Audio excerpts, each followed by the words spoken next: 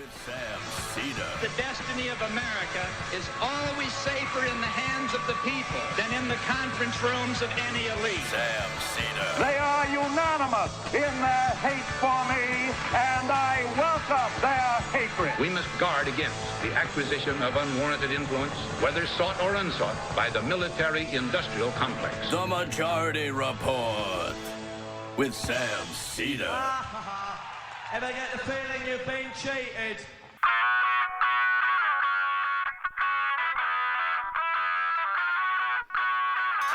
It's Thursday, January 10th, 2019. My name is Michael Brooks on the first Michael Thursday, and this is of the year.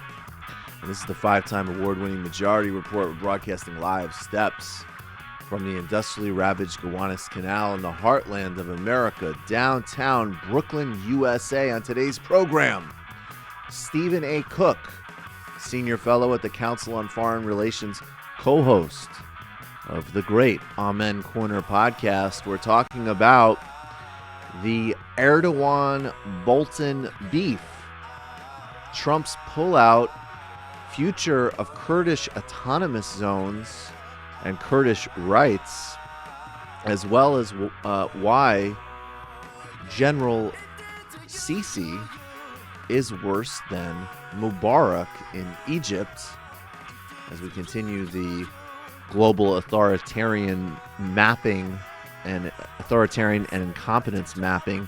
Donald Trump stormed out of a meeting with Chuck and Nancy, said it was a total waste of time. He's heading to Texas to make his case for the border wall. Meanwhile, the government shutdown drags on, and it's going to affect those who rely on food stamps soon, and also routine food inspections have been halted by the government shutdown. It's okay, competition would start kicking in. Pompeo seeks to reassure our allies despite a U.S. exit as he continues to support authoritarianism's return in Latin America. Trump's team definitely had some very heavy Russia flirting. We don't know how high the contact went, but apparently now it's been established there have been over 100 contacts with Russian-linked officials by the Trump campaign.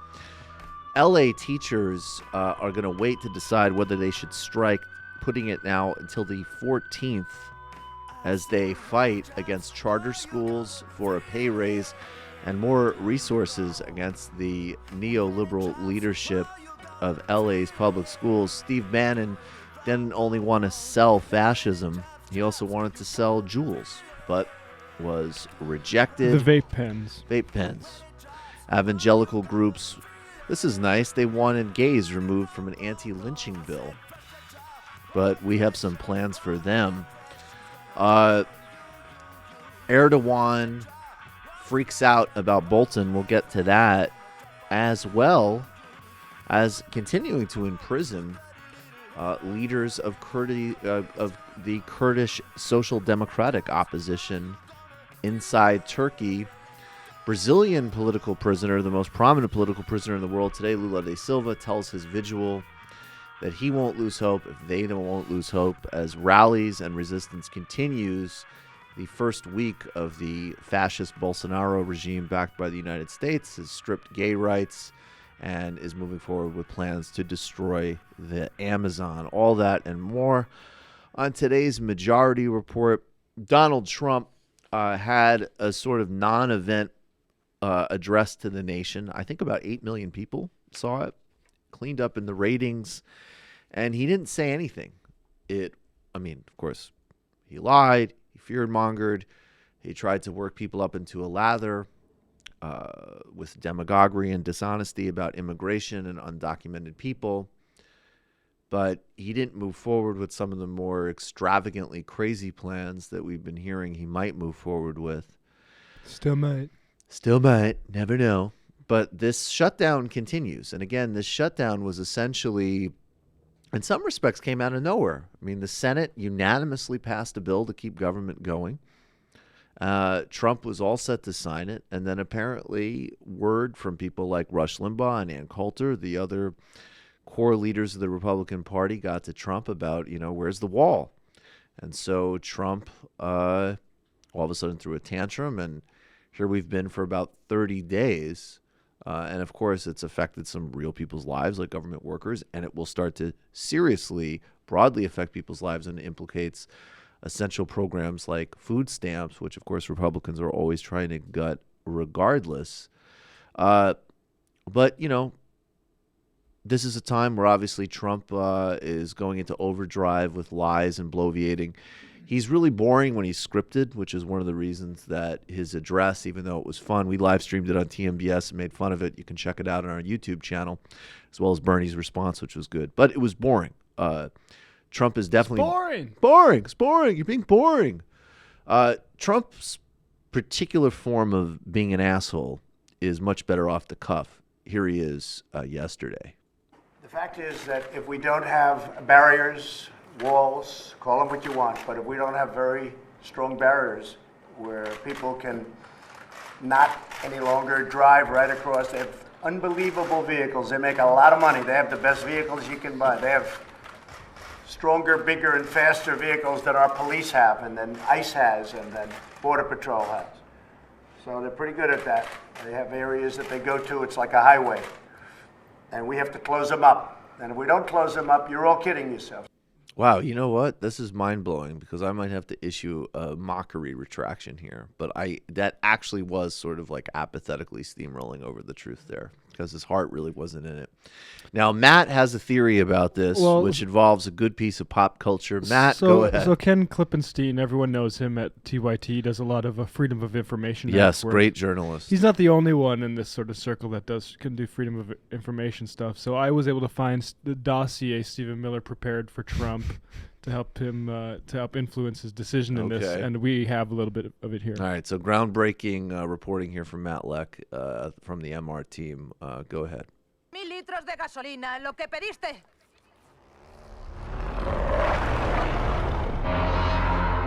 Mi nombre es Max. Dijiste que te seguirían unos pocos vehículos. Hemos contado 3 unidades de combate. ¿Qué le vamos a hacer? En mi mundo solo existe un... So Trump saw this. He was like, "Oh my God, I had no idea it was so bad." Trump, if they showed this to Trump and told him that this was happening at the border, he would literally be hiding under the Oval Office desk. He'd have such an extreme panic attack. Can you get General Mattis to come back, Can General Mattis come back, please? I'm sorry I was so rude. I'm sorry that I told him that his daughter looked fat. Please, somebody protect me, please. Oh, my God. There are really those moments where you're just like, this guy.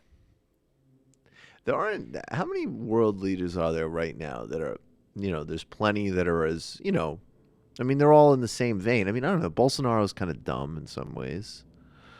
But I'm not talking about morality or politics, right? Erdoğan is authoritarian fascist. He's an enemy, but he's smart.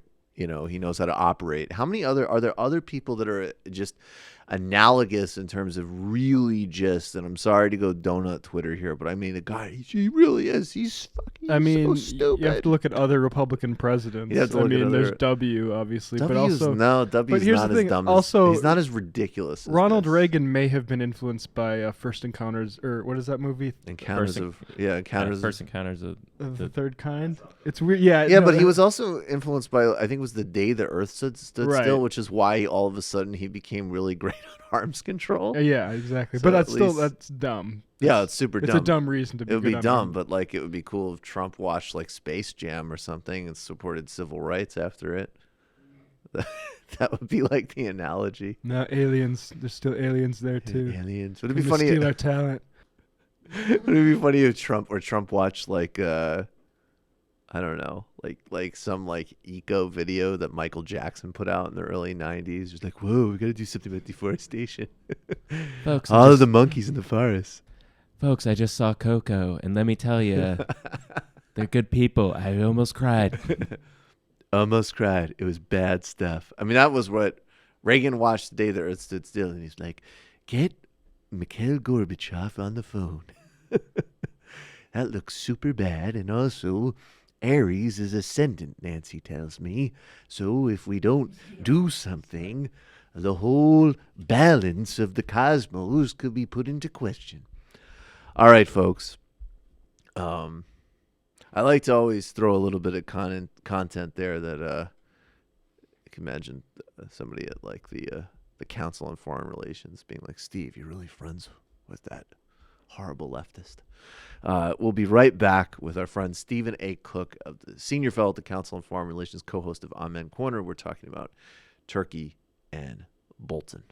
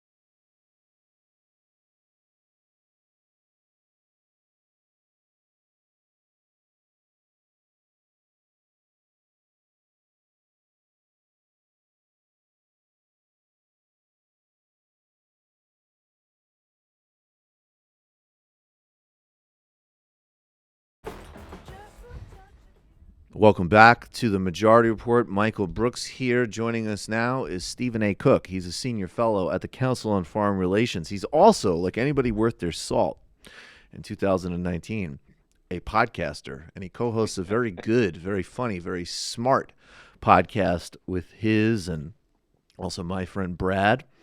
The podcast is called The Amen Corner. And soon, in addition to, of course, being able to find it in all the places where you can find podcasts, iTunes, Stitcher, and so on, it's going to be hosted on a website I'd not heard of. I understand that it's funded by the Saudi government, Salon.com. Is that true? Yeah, Salon and the Saudis, they're real time. I was expecting something else when you pulled up the Saudis. Oh, my God. Hilarious. How's it going? It's going good, man. When does it arrive on Salon, the Amen Corner? Well, we're gonna do one episode that's on what's called the JCast Network. We'll stay on the JCast Network, and we're still on iTunes and Stitcher and all those places. And then Salon's gonna host it every Sunday. They're very interested in it, and they want to give it a broader audience, and they figured if Sunday's kind of a light day for them anyway, but they have traffic, and they said they wanted to feature it, so we're pretty excited about that. It's awesome. Slowly but surely. It's another really great. I really enjoy it. How would you? I said last time it's Zabar's meets Public Enemy, but how would you? How would you summarize it? I think it's a pretty good one. It really comes out of two guys in their late 40s having a scream fest about everything from national politics, international affairs, Van Halen, the New York Yankees, what it's like to be, a father. Like, how is it that I'm responsible for the lives of two people? I'm barely responsible for myself. And Brad Rothschild, my podcast host, who's a documentary filmmaker in New York, we have this ongoing dialogue about all of these things. And believe it or not, we people actually seem to care about what we have to say. Well, a lot of good podcasts on some level, I think, are driven by actual friendships among the hosts. Right. And so you guys have that going, and then it goes a lot of places. But even like as an example, actually in some ways we might be closer on Israel as an example than someone might think. But it's just it's just this very specific, like, even that's such an interesting conversation. Like, first of all, even just like the difference between being in your late 40s versus 70s versus 20s and how you relate to Israel and being like an in-between point, and then also being in New York, and then, Brad's a filmmaker and there's that perspective. You're a policy analyst and a historian. And then there's like your personal relationship to it, and it brings up a lot of, like, I would love to be a guest sometime and just like banter about like the personality of Ehud Olmert or something. Well, right? So we do have to start having some other voices on with us, and Michael Brooks is at the top of the list. Boom. And one of the besides the fact that we appreciate your perspective on a variety of things, you do excellent impressions. And just the impression of Sebastian Gorka. The fact that he's kind of fallen off the radar screen is so disappointing, because you do such a good one. We need to go do a field trip where we see him give some 90-year-olds in Palm Beach an anxiety attack or something. Just like one of his terrorism seminars for it's like, when you're done with the gefilte fish, realize that Hezbollah could be here right now. Listen to this. What's the name of that congressman in the eastern end of Long Island? Selden? I think Michael so. Selden? I think so. He launched his re-election campaign for this cycle with a very special guest, and his very special guest was Sebastian Gorka. That's so that is scraping the bottom of the barrel. Someday I would like to do a show with you about that type of, because there were these hucksters all over DC. Yes. And I actually, we have other stuff to talk about that, but could you give us actually a couple of minutes? Because it struck me the other day, the dumbest man on YouTube, Dave Rubin, had this guy on from Australia. I forget his name, but he's almost I don't know his level of fraudulence, but he's like an Australian imam, quote unquote. And at the very least, he doesn't have all of the credentials he says he has. And his whole shtick is he's like, I'm an imam who just is Islam and Muslims are absolutely horrible, but I have a Middle Eastern accent and the garb on, and Dave Rubin's like, oh wow, Hillary Clinton ISIS, oh wow, right? And then we're laughing about it, and we're like, right, we laugh, but if Trump gets reelected, this guy will probably be put in charge of roving ambassador for Middle Eastern affairs. So it's a joke, but it's actually kind of how do these hucksters, how do these types of people get a foothold in DC? There's really two ways that it has happened. This hucksterism has been around for a long time on the Middle East, and going back to the Iranian Revolution, and there was this kind of desperate effort to sort of figure out what was going on there, and because that was truly a surprise to people, and so that began this kind of industry, this cottage industry of people who purport to know things about the region, but that is just wildly distorted in a way that advances a retrograde political agenda. And so what's happened is two things over the course of 35 years. A lot of money has been invested in this worldview, and that has provided, and it is people have been promoted. Gorka is someone who is, promoted by people who have money and view the world in this similar kind of way and have a political agenda. And then, of course, the double edge of the democratization of media. So whereas previously these people kind of toiled on the periphery And there was really no audience for them because you had, for better or worse, you had gatekeepers who understood what was hucksterism versus what wasn't. Then you have the democratization of media, and people could, establish websites and programs and so on and so forth, and promote the work, the quote unquote work of people like Sebastian Gorka and a variety of others who are deeply influential with this administration. You can trace a lot of what is happening on the Middle East and what's happening on immigration and so on and so forth to people like Sebastian Gorka, Pamela Geller, what's that guy? The other Spencer from Little Green Footballs. Right. What's her name? Gabriel. These are, Brigitte Gabriel, who is also, and I should say, I mean, the dummy Dave gave her, but also I think Bill Maher gave her a platform. Oh, sure. Yeah. But our favorite, Bill Maher. Right.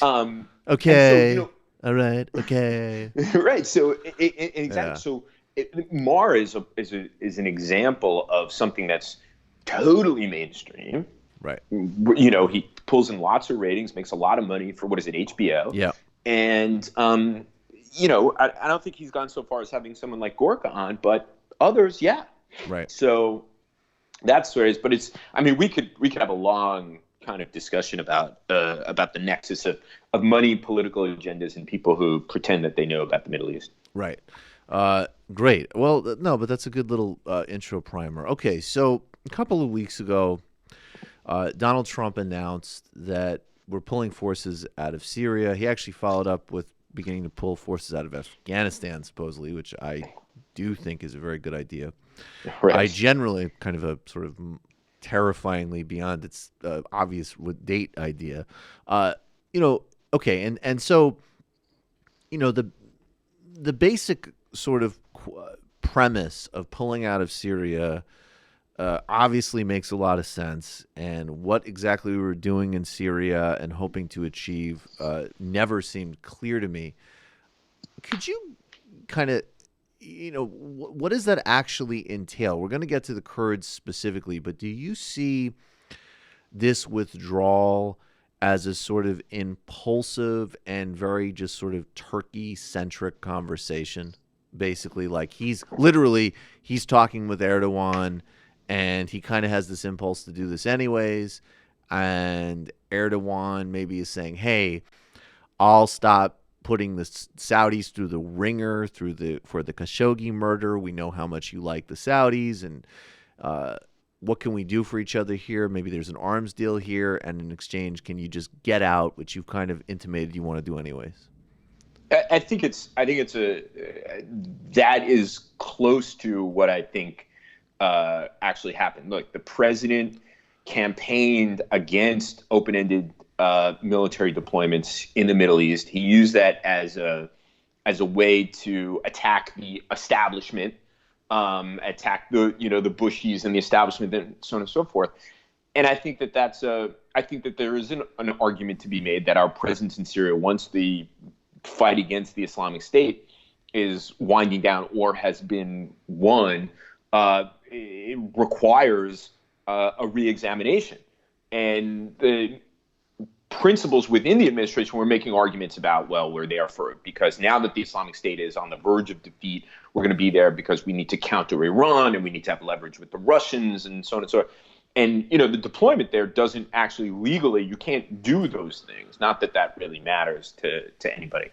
Right. And add to it the fact that he had these conversations with Erdoğan. And he had 2 conversations in 10 days around this announcement that we were leaving. But he had a previous conversation with Erdoğan about a month before, in which the president, and this really speaks to kind of how these kinds of things happen, was unaware that the Turkish government regards the Syrian Kurdish fighting force, known as the YPG, the People's Protection Units.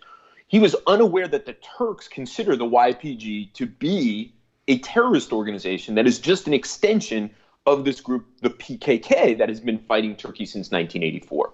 He had no idea. So then that leads Erdoğan to make the argument to the president, well, you're working with this YPG, this terrorist group to defeat the Islamic State. Well, the Islamic State is done. It's been defeated. You should you should sever your relationship with them and leave. And that makes sense to Trump in this world in which he knows a little bit about a few things along the way, but is not obviously a student, doesn't read, isn't really terribly interested in these issues. So he says, yeah, and my base wants to get out. And I can rely on people to make the case as to why we should get out. And so as a result, we have a tweet on December 19th saying we're getting out of Syria immediately. So, yeah, and I think, okay, so in some respects, it's less important to sort of relitigate in some ways why we're there.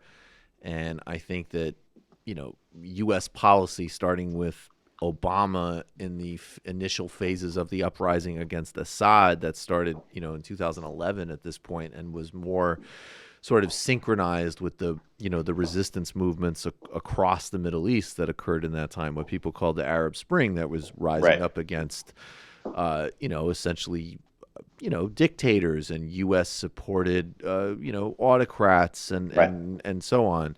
And then there's this vicious crackdown by Assad, but then it gets complicated because, Assad is committing all these atrocities, but a lot of the fighting forces that the Gulf and the CIA end up backing are, these extremist, almost like, Salafist Khmer Rouge style groups, and it seems. Don't forget the Turks were involved in this as well. Right, and that's what I want to get you to in a. Actually, maybe that's great. Before we get to the Kurds, then, that's the other piece of this, right? It's not just that the Kurds are in jeopardy, and there's already incredible, brutal atrocities that the Turks committed in Afrin in a similar situation, but it's also that, even this supposed concern about ISIS specifically, and again, we can argue about, I don't think it was a compelling reason for the United States to be in Syria, and we certainly have caused plenty of our own problems and killed our own civilians there. That being said,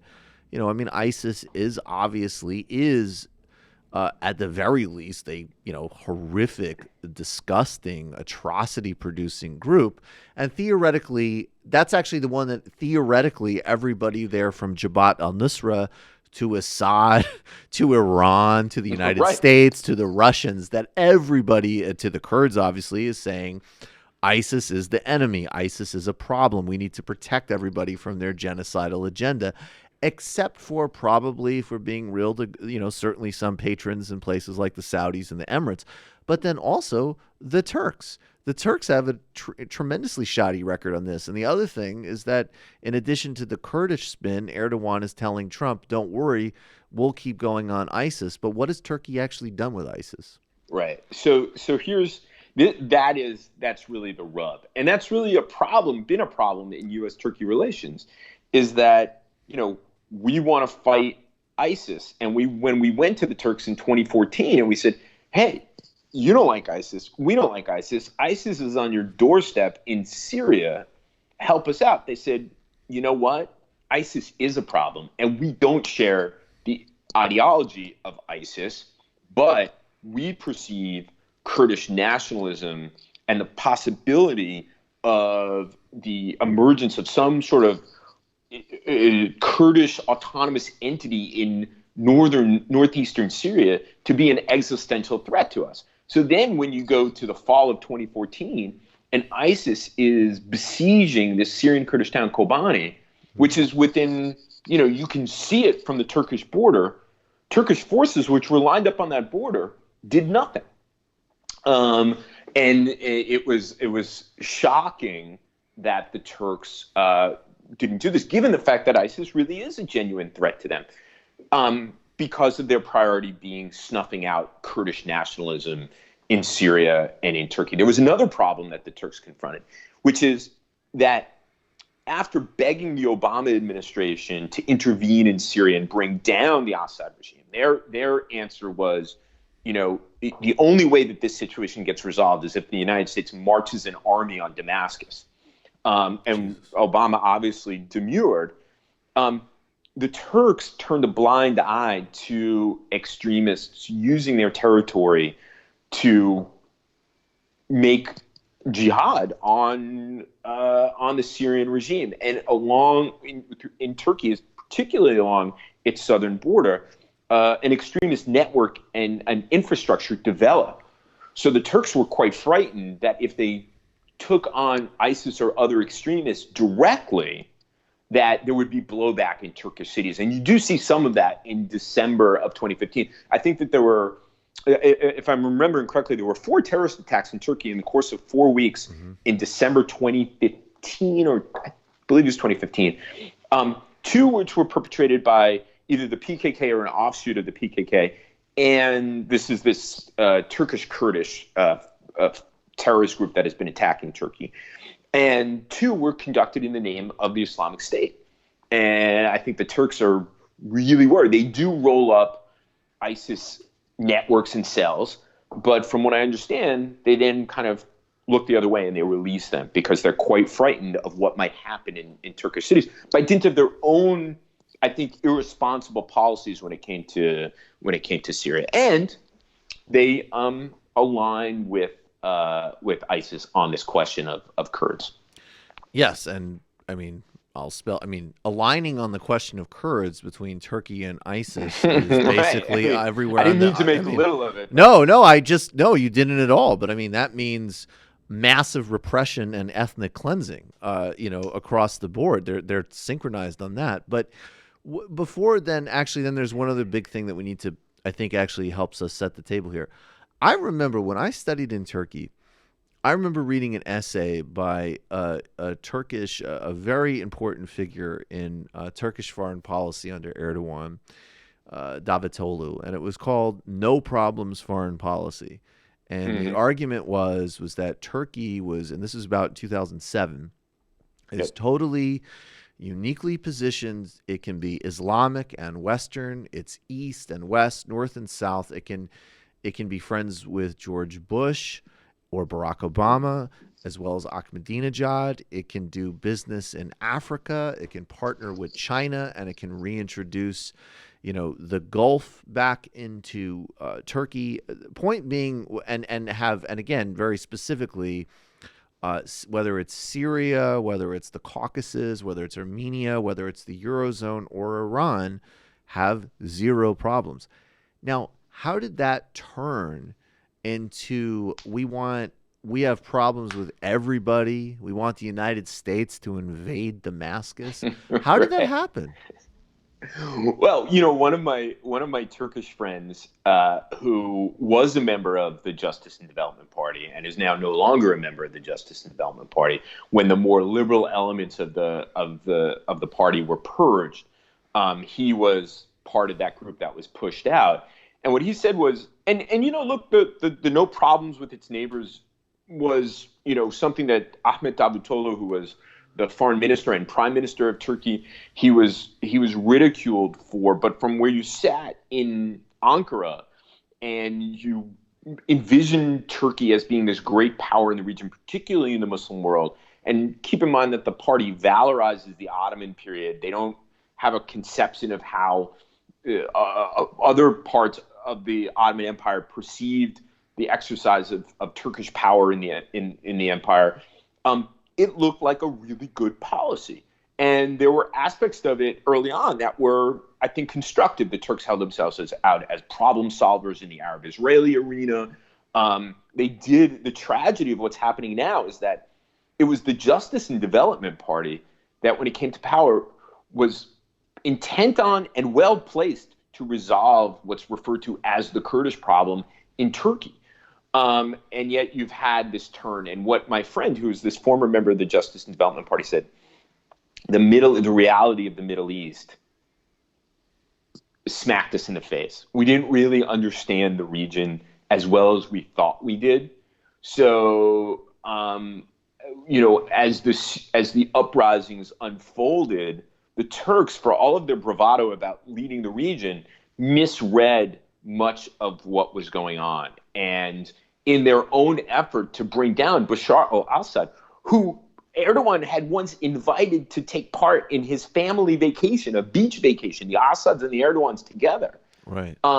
In their effort to punish Assad for first driving millions of Syrians into Turkish territory, which the Turks saw as being destabilizing, but also the atrocities. I mean, there was a principled feeling of outrage on the part of the Turks when this happened, but their response to it was irresponsible, which was once it became clear that the United States wasn't going to march an army on Damascus, they were going to enable extremists to wage war against Assad. Then, the whole thing, the whole zero problems thing, the whole strategic position of Turkey really collapsed. Beginning just at the zenith, just at that moment in 2011, where everybody in Washington was kind of in the thrall of the idea that Turkey can play this leading role. It's a model for the region. At exactly that moment was when Turkey was embarking on a series of policies that would really collapse its position in the region. And we've gotten to this moment where they have, they're involved militarily in Syria in pretty terrible ways, and they have bad relations with every important country in the Middle East, with the exception of the Qataris and some, countries in North Africa. But it's a collapse. Not that these regimes are so great, but it's really been a collapse of Turkey in the region.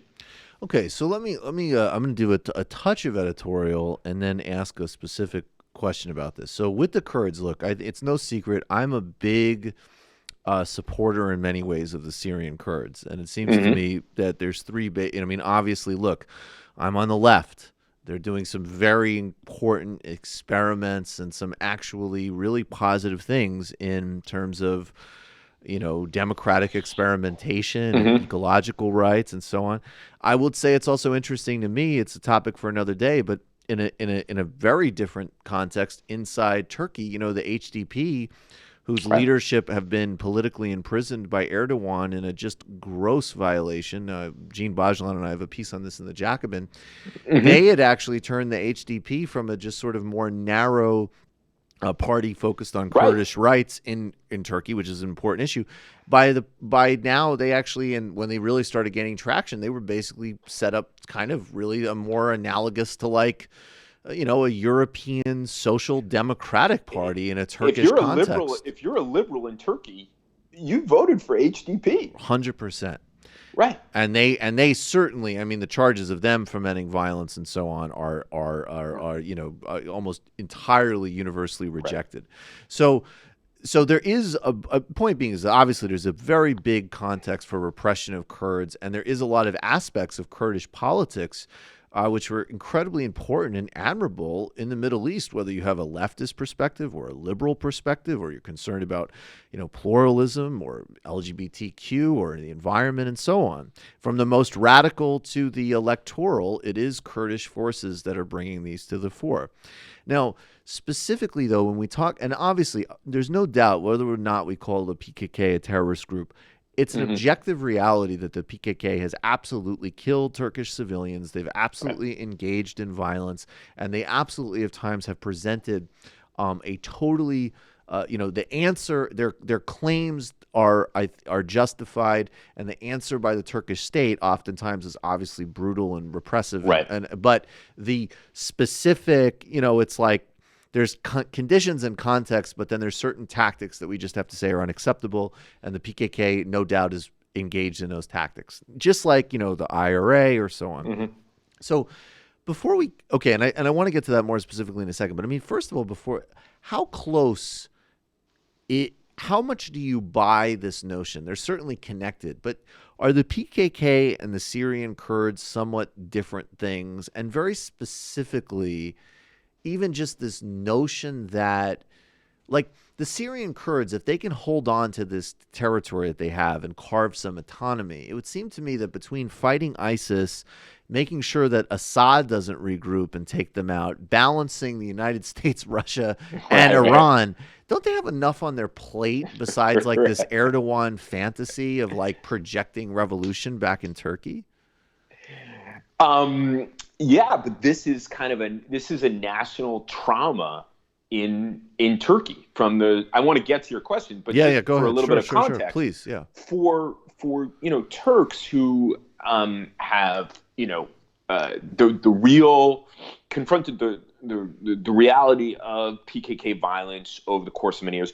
Added to it, a fair amount of state propaganda about PKK and Kurds. The total obliteration of the idea of Kurds in the Republic, and that they're really just mountain Turks and they're separatists, and if you're Turkish and the YPG is what the Turkish state and the kind of mainstream narrative in Turkey is about, you are terrified of what it means for the YPG to be not only accumulating political power in northeastern Syria, but also territory. And the fact that the United States is perceived as being uniquely helpful in this is the nightmare scenario. It's everything that Turks have been concerned about since World War I, when great powers sought to divide up Anatolia. So there is something kind of rational if you climb into a Turkish body and you look at the world from that perspective. Getting back to what you were saying about the Kurds, what is the kind of connection between the PKK and the YPG? Certainly, the political elements of the Kurdish political parties and Kurdish political power. These are things that pre-existed uprisings in Syria and around the region. But when it came to the uprising and the militarization of the uprising in Syria, the PKK did help set up the YPG. The argument being you're going to get rolled over by someone, and the Kurds need to protect themselves. So there is a linkage. There are accusations that I've heard haven't been independently verified, but I think has become kind of a truth among observers of this, is that you have fighters who are PKK and YPG, and that is a function of the conflict. But I think you're quite right in pointing out that we refer to the PKK as a terrorist organization. There is a tremendous push on the part of the Turks to lobby the United States to see the YPG that way and to sever our relations with it. The United States has bowed to Turkish pressure and shared information, actionable information on the PKK. But there's also, there is also a discussion in Washington about the PKK. Is it a terrorist organization in the same kind of way that ISIS is, or Al Qaeda? And I have to just say, of course not, right? Of course not, right? That's right. So, that's just an obvious claim to reject, right? And I think that is what the discussion is about in Washington, is that the Turkish representation of these groups is they are no different from Al Qaeda. They are no different from ISIS. They are part of this radical extremist worldview that we see in a number of different contexts. And I think people are starting to question it. And I think they were even starting to question it before the military relationship with the YPG. For, there's a certain romanticism about Kurds in Washington. And then you do see people on the ground, it's sort of foreign to American political thinking and political culture, but you do see YPG and its affiliated party, the PYD, doing some innovative things on the ground. Very innovative, yeah. Great things. And so, if you're a military guy, you're out there in the field, these guys are fighting for you, with you, and then they seem to have a political program, and you're confronted with threats from your NATO ally, the Turks, and you're confronted with threats from Al Qaeda, from ISIS. The Kurds actually look pretty good in that context.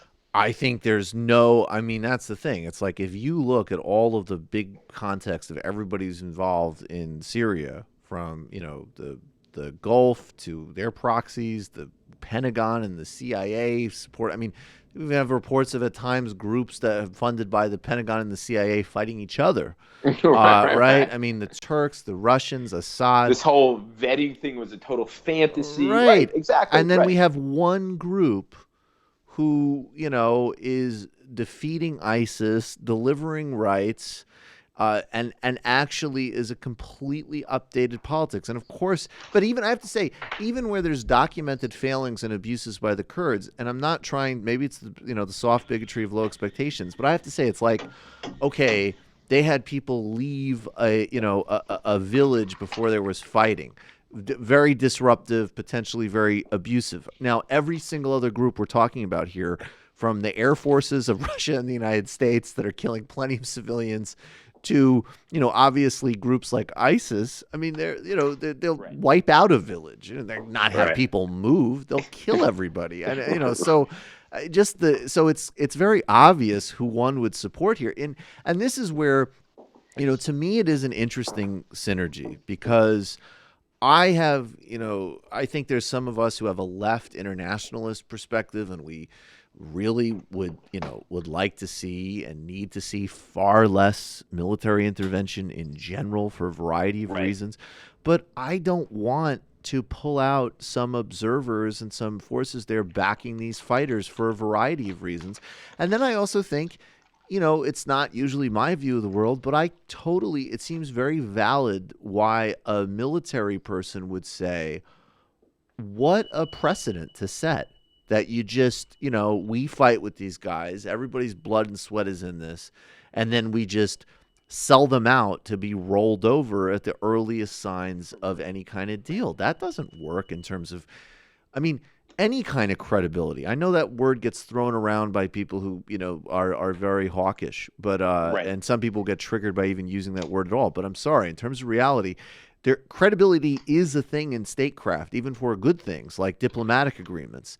And just, bailing is, it's trash. It's not good for credibility either, in my view. Look, I think to kind of wrap this whole thing around, there's no one in this conflict. This is a deadly, horrific conflict who has conducted themselves in a way that is admirable. But the Kurds, the difference here is that the Kurds have genuinely been protecting themselves from these other forces. Right. And I think we certainly have a responsibility because they're essentially doing a lot of our bidding. You have YPG fighters. Yeah, certainly they're afraid of ISIS, but they could have cut deals with the Assad regime and the Russians with whom they have. But essentially, they are there so American soldiers don't have to do this kind of thing. And I think you're absolutely right that there's a responsibility. There's a responsibility to our allies, and it really does damage our credibility. And I think take it one step further. The announcement that we are leaving and the subsequent chaos that it has produced, not just in the chaos, and everybody woke up in the Pentagon that morning and was like, we're leaving, what? And it throws the whole thing. But the chaos of the president saying, well, we're leaving, but we're not leaving, and contradicting himself, and then getting on the phone with Erdoğan and promising certain things. All of this does is it sends a message to actors in the region that the United States is leaving the region, and we can do whatever it is that we want because there's no one there. Now that sounds like I can anticipate the critique from the left. Right. It's like, well, we shouldn't be there. But what it does is it gives license to all of these bad actors. Look, the perception was in Saudi Arabia that the United States was leaving the region and leaving them high and dry. And what did the Saudis do? They rewrote their defense doctrine, and as soon as they were done rewriting their defense doctrine, they started bombing Yemen. So there are consequences to these things that I think you can demonstrate a certain amount of leadership and credibility in the region without leaving people with the impression that they're on their own and we don't give a. What is that beeping? What's that beeping in the background? I'm in this hotel, and there's beeping that's going on and off. I'm not quite sure. If there's a fire, please leave. No. It's going on and off. I don't think it's a. I don't think it's a fire alarm. All right, good. I really do not want you to have to jump out of a window I'm only, about you know, this. I'm not that important, so I'm on a low floor. So I'm fairly confident if I have to go out the window, I'll be all right. Oh, okay, cool. All right, then let's proceed. So yeah, and I think that's okay. So then, yeah, and I would just say in general, I mean, as somebody who absolutely supports a project of a very big U.S. wind down across the board, and maybe I guess we'll finish this up in a minute because that button is that beeping is quite annoying. But is it busting up your broadcast here? Well, we're trying to figure out how to do it, but I just think some of these things, some of them you could just say full stop interfering in a sovereign country in Latin America because you don't like the government. Stop right. Like these things are really obvious, but there's other places where, in like the Korean Peninsula as an example, or how you deal with Taiwan. Some of these things are going to require a really calibrated, smart wind down and restructuring so you don't just leave people in the lurch, because this isn't all just a one-dimensional thing. Like sometimes, like in this case, the United States' soft, light presence, that is what's blocking a much more, in that context, vicious and a cruel imperialism that will come like immediately from Turkey. Right. Just, so and maybe in another context, frankly, it's, a Chinese presence that's stopping the U.S. from doing that role, and in which case I would support the Chinese presence, frankly. But you got to think a little bit more, subtly than that. Exactly. And I think that's the issue that folks like myself who, look at the world and say our, open-ended interventions in a variety of places have not done us or anybody very good. But there are contexts where this is just upping and leaving for, presidential whim or whatever.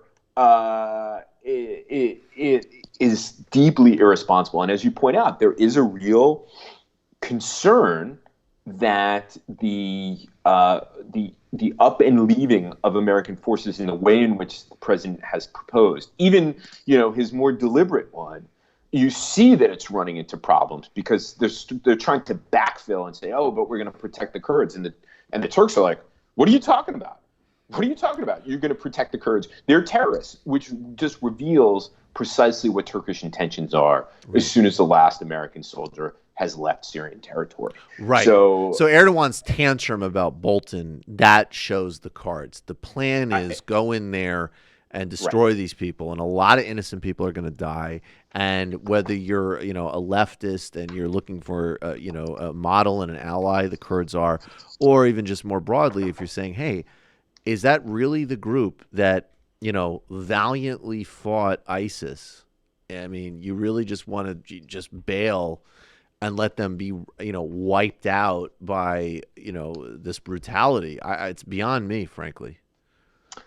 Yeah. And if we did that, it would be perfectly in keeping with the way in which we've dealt with Kurds over many, many years, giving them up to Saddam in the late 1970s, leaving them high and dry after Operation Desert Storm in 1991. My sense is, though, that the sentiment in Washington with regard to Kurds and that history is turning.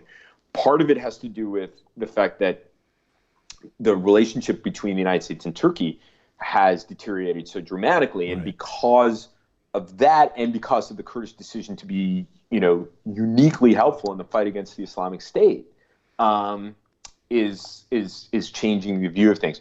That, though, is cold comfort because, President Trump seems intent on doing this. When Bolton was contradicting the president in Ankara and President Erdoğan was having a hissy fit about it, I was wondering how long it was going to be before Bolton is gone. Now, that's not a brief. I don't have a brief for John Bolton, but it strikes me that the president is intent on getting out of Syria. It was one of those moments when, and it's so, this is kind of mind blowing because, John Bolton's one of the great just awful villains of our time in every way, shape, and form. But what was funny, the mustache to boot. Oh yeah, just I mean everything that can be wrong with somebody is wrong with him. But what was funny was I saw another, but I had to restrain myself from one of those moments. Ken Klippenstein, who we mentioned earlier, tweeted out a story and said it's hard not to like Trump for this. And the story was basically like Bolton and Trump are so distant, and Trump can barely remember Bolton's name. And I just love the idea of just Trump just totally. I mean, there's something. Trump's only public value in life is emasculating evil Republicans, and he's just amazing at it, and it's very funny. Let's do 5 minutes if you can. Can you do 5 minutes on Egypt? Yeah, or I can do 5 hours on each. Okay, great. Okay, you have a few more minutes. But we don't have that kind of time. I know. I don't want to keep you. Down, so. Okay, so what is going on? Just remind us. I mean, Morsi was deposed by Sisi in a coup. General Sisi has, there's been positive signals for him from Donald Trump, from a freelancing Tony Blair, from a freelancing Tulsi Gabbard. But I mean, this guy is a tremendous, vicious, autocrat. I guess I'm sure that the Israelis feel more comfortable with him being in power. But you're saying that this isn't a return to Mubarak. This is worse than Mubarak. Why? Yeah, well, I could kind of give you statistics about Sisi's Egypt that would suggest, just at a kind of base level, how bad things have gotten for people. And of course, supporters of Sisi will say, "Whoa, he's so brave. He's implementing all of these political reforms." But I look at it in somewhat not political reforms. I meant economic reforms. But I think the difference between Mubarak and Sisi is Mubarak, for all of his faults and problems, understood something I think very, very important about Egypt. Egypt is in many ways ungovernable. And so that for Mubarak, it was a problem to be managed. Sisi, in the kind of bravado of a guy who undertook this coup, led this coup, and then the state apparatus kind of coalesced around him, and there was this idea that Sisi was the savior of the country, and that now there was going to be a new day.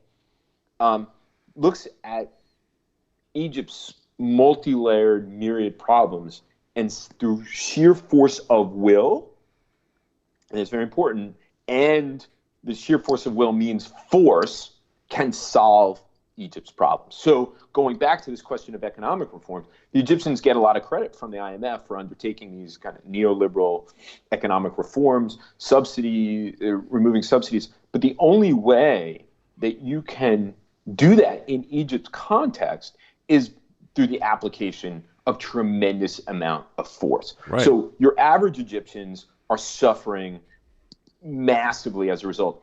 Anybody who would speak up, I'm not just talking about the Muslim Brotherhood, but anybody who would speak up and articulate the difference between what Sisi was saying about life in Egypt and how life in Egypt is going to be as a result of these reforms, and what objective reality is, or objective reality is likely to be, it confronts the very, very significant power of the Egyptian state. Egyptian state can't do much other than apply force on its own population, and that is something it does efficiently and ruthlessly.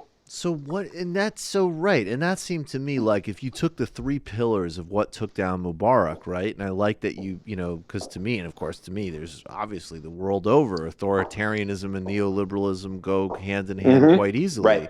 Right. And that was definitely a major part of the failing of Mubarak. So people, and it's interesting because, in the coverage here obviously focused, if you were sort of trying to cast aspersions on it, it was all that, this is just a Muslim Brotherhood movement.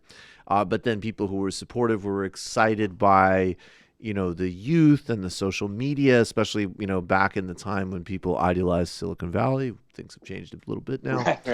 Right. And then, but also, what was paid less attention to, but I know people like you pointed out, was, in Alexandria, the factory workers are walking out and going on strike. And the big context for this, as it is in so many places, including in those original uprisings, was like, yes, people are sick of the, this very ruthless state repression, but they're also tired of like high Gini coefficients and huge inequality and stagnation because of all these policies that work very well and, satisfying the IMF and Western investors, but also just concentrating wealth in the same, autocrat's hands. So what does that mean? I mean, I get that he's unbelievably, effective at repression, but it also seems to me that, if you really have a system where basically you just keep doing what the IMF wants, you're going to have a hell of a lot of pissed off people that aren't necessarily religious.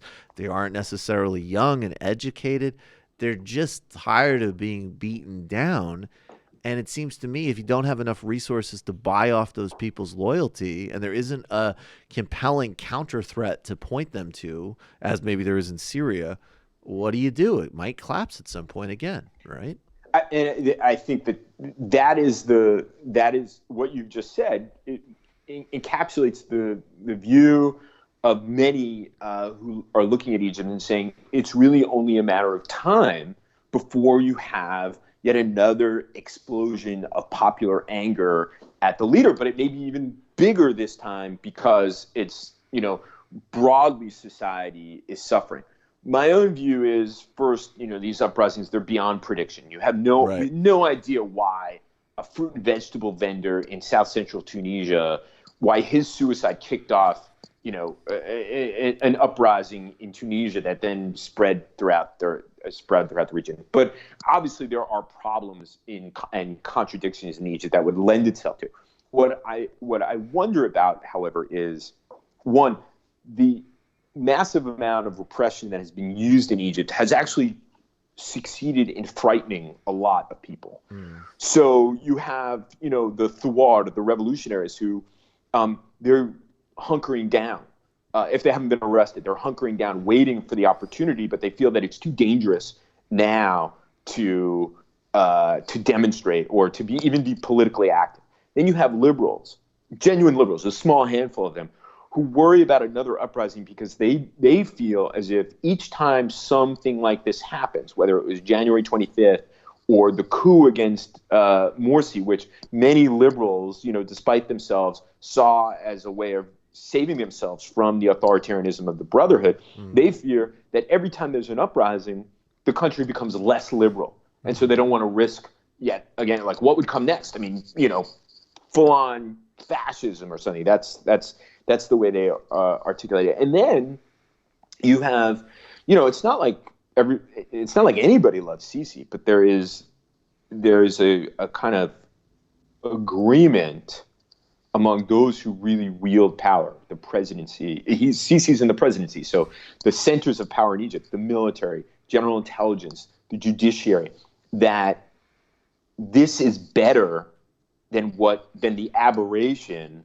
of post-Mubarak period up through the coup.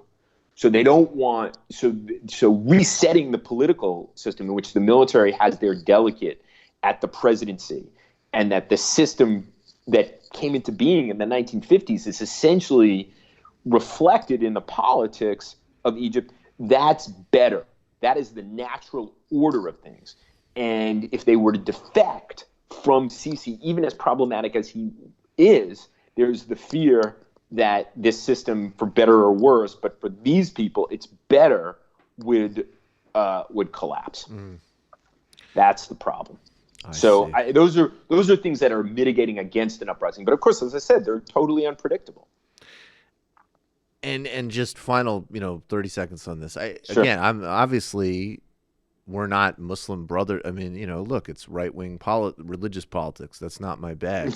But it seems to me that the repression of them has been unbelievably vicious. And what I wonder is probably, as in, there probably was some portion of the Brotherhood that really was like, we essentially want to be like, Muslim Christian Democrats. We don't want to cancel elections. We do want some basic rights, but we want to, be a socially conservative religious democratic party. Again, never anything I would vote for, but fair enough. It's certainly something that represents a perspective in the Middle East as it does elsewhere in the world, right? And then I'm sure there were also definitely people in the Muslim Brotherhood, and this doesn't justify the coup at all, who, you know, in the same way people on the alt-right in the United States, or in the same way that, you know, plenty of other far-right actors are willing to use the tools of democracy, but then basically cancel democracy once they have power. You know, they were inauthentic. And so what I wonder is, where do those two splits go as the group is cracked down on after the coup? And do some of the ones who are already thinking these democratic terms, do they, you know, move towards some type of potential future coalition of a politics that, you know, hopefully maybe in the future we haven't even seen before in Egypt? And then on the other hand, does the fake, not real terrorism problem basically that Sisi goes on about turn into like an actual terrorism problem, as people go, well, you know what? If you're going to give us the death penalty for, you know, having a certain type of belief system, then maybe we ought to go and look at an Al-Qaeda or an ISIS model and get to it. So the latter, there's evidence that the latter is already happening. Okay. That people have said with each repressive encounter of the state, there's no hope of the redress of my grievances through any kind of institutions that are fair. So my only recourse is through violence. That's the repression radicalization dynamic. And then as far as the politics of it goes, the Brotherhood really is in disarray. It's leaderless. It's in disarray. There's still support for it, obviously. I mean, this is an organization that has, you know, real grassroots support. But there's no, and it's quite hierarchical. There's no group within has emerged to articulate a coherent vision for the organization going forward. Part of that is fear, and part of it is the fact that the organization has been been subject to so much repression. There really isn't an opportunity for it. On the outside, in Istanbul, in Doha, in London, there are discussions, there are internal debates, but it hasn't manifested itself in anything that's really innovative. It really is a recitation of the same principles that you had in 2011, which either have no credibility with people who have moved on, or are subject to a kind of international campaign to criminalize these views. Stephen A. Cook, brilliant as always, senior fellow at the Council on Foreign Relations. Most importantly, I think a lot of people would argue, co-host of the Amen Corner, which is about to be launched. 2 people would argue that. Yes, two people would argue that. You can't even get your wife on board with that? No. She thinks we're ridiculous. Oh, okay. She listens, but she thinks we're ridiculous. Sounds about right. Yeah, it's a wife. You know, my wife. My wife. Co-host of Amen Corner, soon to be on Salon.com. And, of course, the author of many important books on Turkey, on Egypt, on the broader Middle East. And frankly, a great guy, and everybody says so. Steve, thanks so much. Hey, it's my pleasure, Michael. You take it easy. Take care, man. Speak soon. Take care. Bye. All right, folks. I really like those conversations. I guess at some level, I'm definitely still just a IR nerd. Those are definitely my favorite classes undergrad. That and Problem of Evil. That was a dope philosophy class. Problem of Evil and the IR classes. I still remember my 18th century philosophy class where we did Hegel and then Marx and then Nietzsche. That sounds like a good class. And I hadn't read any of those guys. And obviously Marx was my favorite of those. And it was very strange because... Heavy hitter. Yeah. Marx. What was strange? Well, it was just, it was a very different time. Like, it seemed, it was like it was presented as sort of dead ideas. Right. And like, we were still in like the sort of, and this is like 2000, this is around the recession when I went into college, but we still hadn't like turned the corner that I think we've definitely turned since then. That's interesting because that's interesting even during the recession. I remember I read Marx in college. I took a class with Professor Bill Corlett, who was a great professor at Bates. It was called Reading Marx and Marxism, and the first half of the class was Capitol, and that was brutal but important. And then maybe that was might be even like the first 2/3, and then it was like a survey after that. And, you know, we read Lukács and Emma Goldman and Gramsci and David Harvey, and it was really weird because this was a couple years before the recession, and it was like, and Corlett's a Marxist, but it was like, oh, these are definitely not dead ideas. Actually, you can apply all of this stuff to seeing even like the enclosure of digital commons with Silicon Valley. This is very alive. But then it was like, okay, but I don't know, get Obama elected president. Like it was like, it's alive, but it's just the gulf between that and anything that's happening in the world was just like just a chasm. Yeah. Also, I meant 19th century philosophy. Oh, what did you say? I said 18th. Oh, we all make mistakes. All right. Such an idiot. Such an idiot, Matt. 19th century. What the hell? What is this? Well, we undo our plugs. Oh, we do. Well, we want to do our plugs, but I think actually we'll do this story really quick to set up our plugs. So Tom Steyer, who is, I think he's a billionaire. Oh yeah, hedge fund guy, environmentalist. If the Democrats have to have like an oligarch who doesn't like Trump in the primary, I would definitely pick Steyer over Bloomberg.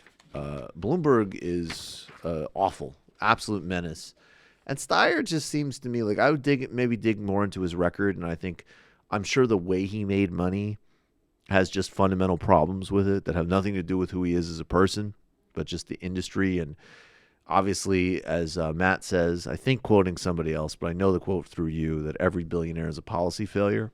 Oh, that's a new AOC staffer. I can't remember his name because that's the name he has as his username. So. Well, correct sentiment, AOC staffer. Every billionaire is a policy failure. So with that being stipulated, Tom Steyer, if he ran for president, I don't think it would go anywhere. I think it would make a handful of consultants very rich.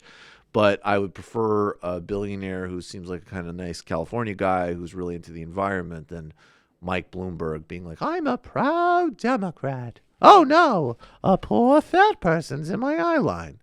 So Tom Steyer, though, has announced that he's not going to be running for president, but he's going to dump, I think, about $40 million into impeachment efforts in the coming year. Now, look, I have been an impeachment skeptic. I was persuaded by the Rashida Tlaib impeach the motherfucker argument.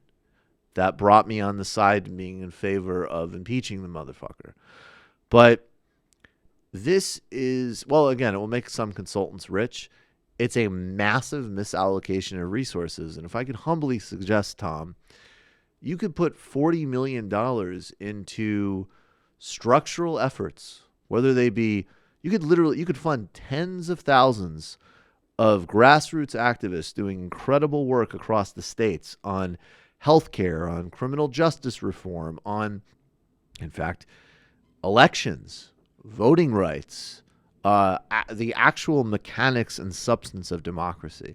And you also need citizens that are prepared to think critically and engage in democracy, which is, of course, the other reason why Tom, dude, why are you not a member of the Majority Report? Why are you not at least a couple $100 a month patron of the Michael Brooks Show? Why have you not joined Literary Hangover at the maximum level? Why have you not joined the Antifada at the maximum level? Actually, basically, he should have a list of, like, I don't know, the top 50 independent left-wing YouTube shows and podcasts, and he should just kick each of us $1,000 a month, just for starters, in addition to funding organizing efforts on the state level. Imagine if Tom Steyer said, I'm getting a Larry Krasner DA is going to get elected across every district in the country. Now, I don't know if he would do that. Maybe I don't really know Tom Steyer's politics, to be honest. I know he's said some pretty good things about the environment, and I know that he supports impeaching Trump. So he could overall have trash politics, which wouldn't be surprising. He's a billionaire. Keep it simple. But yeah, keep it simple, Tom. Voting rights, left-wing podcasts, progressive DAs, and then, I don't know, spend a couple million to do insulting ads that will annoy Trump. But infrastructure, no bumps in the road. That guy isn't even a billionaire. Infrastructure, no bumps in the road. It's like a timeshare mogul. Timeshare. Have people that look like extras and showgirls on CNBC. Offer them free flights. Offer them free flights. Keep it simple. Take a picture with Cory Booker. That reminds everybody of how totally lame Cory Booker is. Keep it simple. Become a patron of the Michael Brooks Show today. Go over to the Michael Brooks Show YouTube channel to get our full public shows as well as clips, our live coverage of Donald Trump and Bernie Sanders from just the other night. This weekend, illicit history with Hugo Chavez, the Bolivarian Revolution, with former Hugo Chavez attorney and advisor Ava Gollinger, plus just a whole massive slew of histories, primers, Discord, and theory reading. Patreon.com/TMBS. There's still tickets available to see us February 1st, the Michael Brooks Show live show with Matt Leck, David Griscom, Alona Minkowski, Bhaskar Sumkara, Trevor Beaulieu, and now Mike Racine. It's going to be incredibly funny. It's going to be great. Now, like, sketches are being recorded. Now, like, things are actually happening. We know what the show's going to look like, and you don't want to miss it. Get your show February 1st, Friday at the Bell House. We'll see you there. Matt. Yeah, Literary Hangover. I plugged that for a while. I have a new project, though. I have a new Twitter page I started called The Jerk Encirclement. Now, Jerk Encirclement is one character too long for Twitter names, so take out the last E in encirclement, so MNT. But my inaugural post, Steve King recently said some really racist things, if you can believe it. Oh, really? That's the shocking. Representative from Iowa. And so Ben Shapiro, I went through Ben Shapiro's stuff, and this is him in 2017 saying, media accused Representative Steve King of racism. They're lying. Read his actual words. Here's a picture of Steve King and Ben Shapiro, and then this article has been updated because here's what Shapiro wrote on the top of his article. On January 10th, 2019, Representative Steve King reportedly said, white nationalists, white supremacists, Western civilization, how did that language become offensive? In light of those statements, this article gave far too generous interpretation of King's words. As I stated in the article, there were two ways to interpret his statements. His later open embrace of terms white nationalists and white supremacists suggests that the first interpretation described below was not as implausible as it seemed at the time. So it's really tough when things like that happen, when you're just trying to, engage in the marketplace of ideas, and these caveat emptor, some of these ideas, it turns out they're like racist. And damn it. Who knew? Some of those ideas turned out to be racist. Oh gosh, learn from mistakes. Oh no. Now, you weren't being racist when you said that Mexicans are subhuman, right? You were just engaging in ideas. There's two ways to take that, right? There's two ways to take that, right? I mean, the thing is, it's kind of crazy. People on the left say being subhuman is bad, but I thought they were supposed to be open to all humans. It's another hypocrisy of the left. One of the things that we're doing for the live show is recording meditations in Dave Rubin and Ben Shapiro guided meditations to mock the Sam Harris guided meditations. I think we're going to do a Sam Harris guided meditation too, where it's like, and then you're taken out of context. It's just like devolves into him whining and doing like, it's like, open your imagination. Thousands of people will say you're racist. You need to put them over to one side. Breathe out. Breathe out. And I want you to now picture in your mind's eye a nuke going off over Mecca. Remember, this is a thought experiment. If you notice yourself getting an erection, don't go with it. Focus on the image. Okay, folks, we will see you. Of course, also, The Antifada, check it out. That's Jamie's podcast. A lot of good stuff over there. Something recently on the insurgency in the Philippines. And become a member of the Majority Report today, as well as going to justcoffee.coop, fair trade tea, coffee, or chocolate. We'll see you in the fun half. You are in for it. All right, folks, 646-257-3920. See you in the fun half. Are you ready?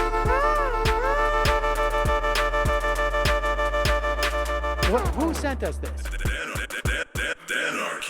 Alpha males are back, boys back, and the alpha males are back. Just as delicious as you can imagine. The alpha males are back, boys back, and the alpha males are back. Just want to degrade the white man. Alpha males are back.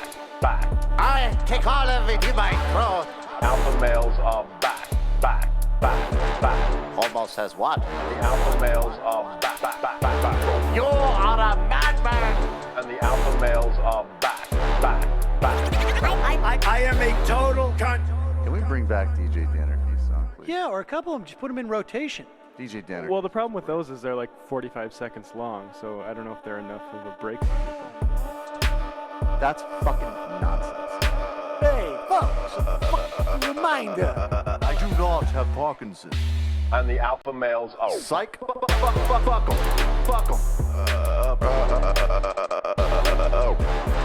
Almost says what? Almost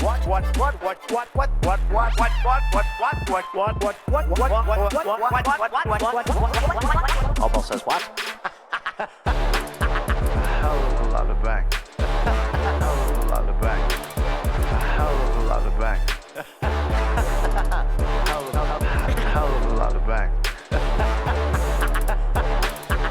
Hell of a lot of bank. All lives matter. Have you tried doing an impression on a college campus? I think that there's no reason why reasonable people across the divide can't all agree with this. Psych. The alpha males are back. And the Africans are black African. And the alpha males are back. And the Africans are black. See Donald Trump out there, doesn't a little part of you think that America deserves to be taken over by jihadists? Keep it at 100. Can't knock the hustle. Come on! Fuck 'em. Things I do for the bigger game plan. By the way, it's my birthday! Happy birthday to me, Jew boy! I have a thought experiment for you. And the alpha males are back. Africans are black. Alpha males are back. Africans are black. Come on! Come on! Someone needs to pay the price for blasphemy around here. I am a total pussy. Oh my God. Oh, I forgot to say, everybody, tonight, 7 o'clock, Nomiki Konst is having a fundraiser hold on, I actually have to just look it up. I'm sorry, I should have mentioned this before. It was my mistake. I'll be there, I guess giving a little like campaign sort of speech. What is this for? This is my looking for the flyer music. Well, I think it's better than the old game show music we use. It's just some slow jams. I like it better than the game show music. I don't know. The game show music is a little. I think it should only be used for comedic purposes. Chelsea Music Hall at 7 p.m. tonight, 407 West 15th Street. Crush Club is going to be there. There's going to be a lot of great musicians, DJs, and the suggested donation is $27. You can go up to $250. And what's amazing, of course, is because of the New York City matching fund system, your $27 becomes $250. Nomiki is taking zero money from the real estate industry, and we got to make her a New York City public advocate. So, and even if you don't live in New York City, you can come.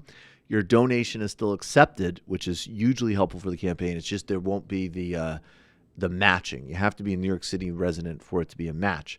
But if you want, you live over in New Jersey or in Long Island or something, you want to take a train in, have a great event, contribute some money to having some for real, no bullshit, good progressive leadership in an important position in New York City, which in fact, has a global effect on the world. Come on by. Okay, let's get to some sound. Donald Trump. Oh, shit. I'm about to do a Sam. I've never done this before. You ready for it?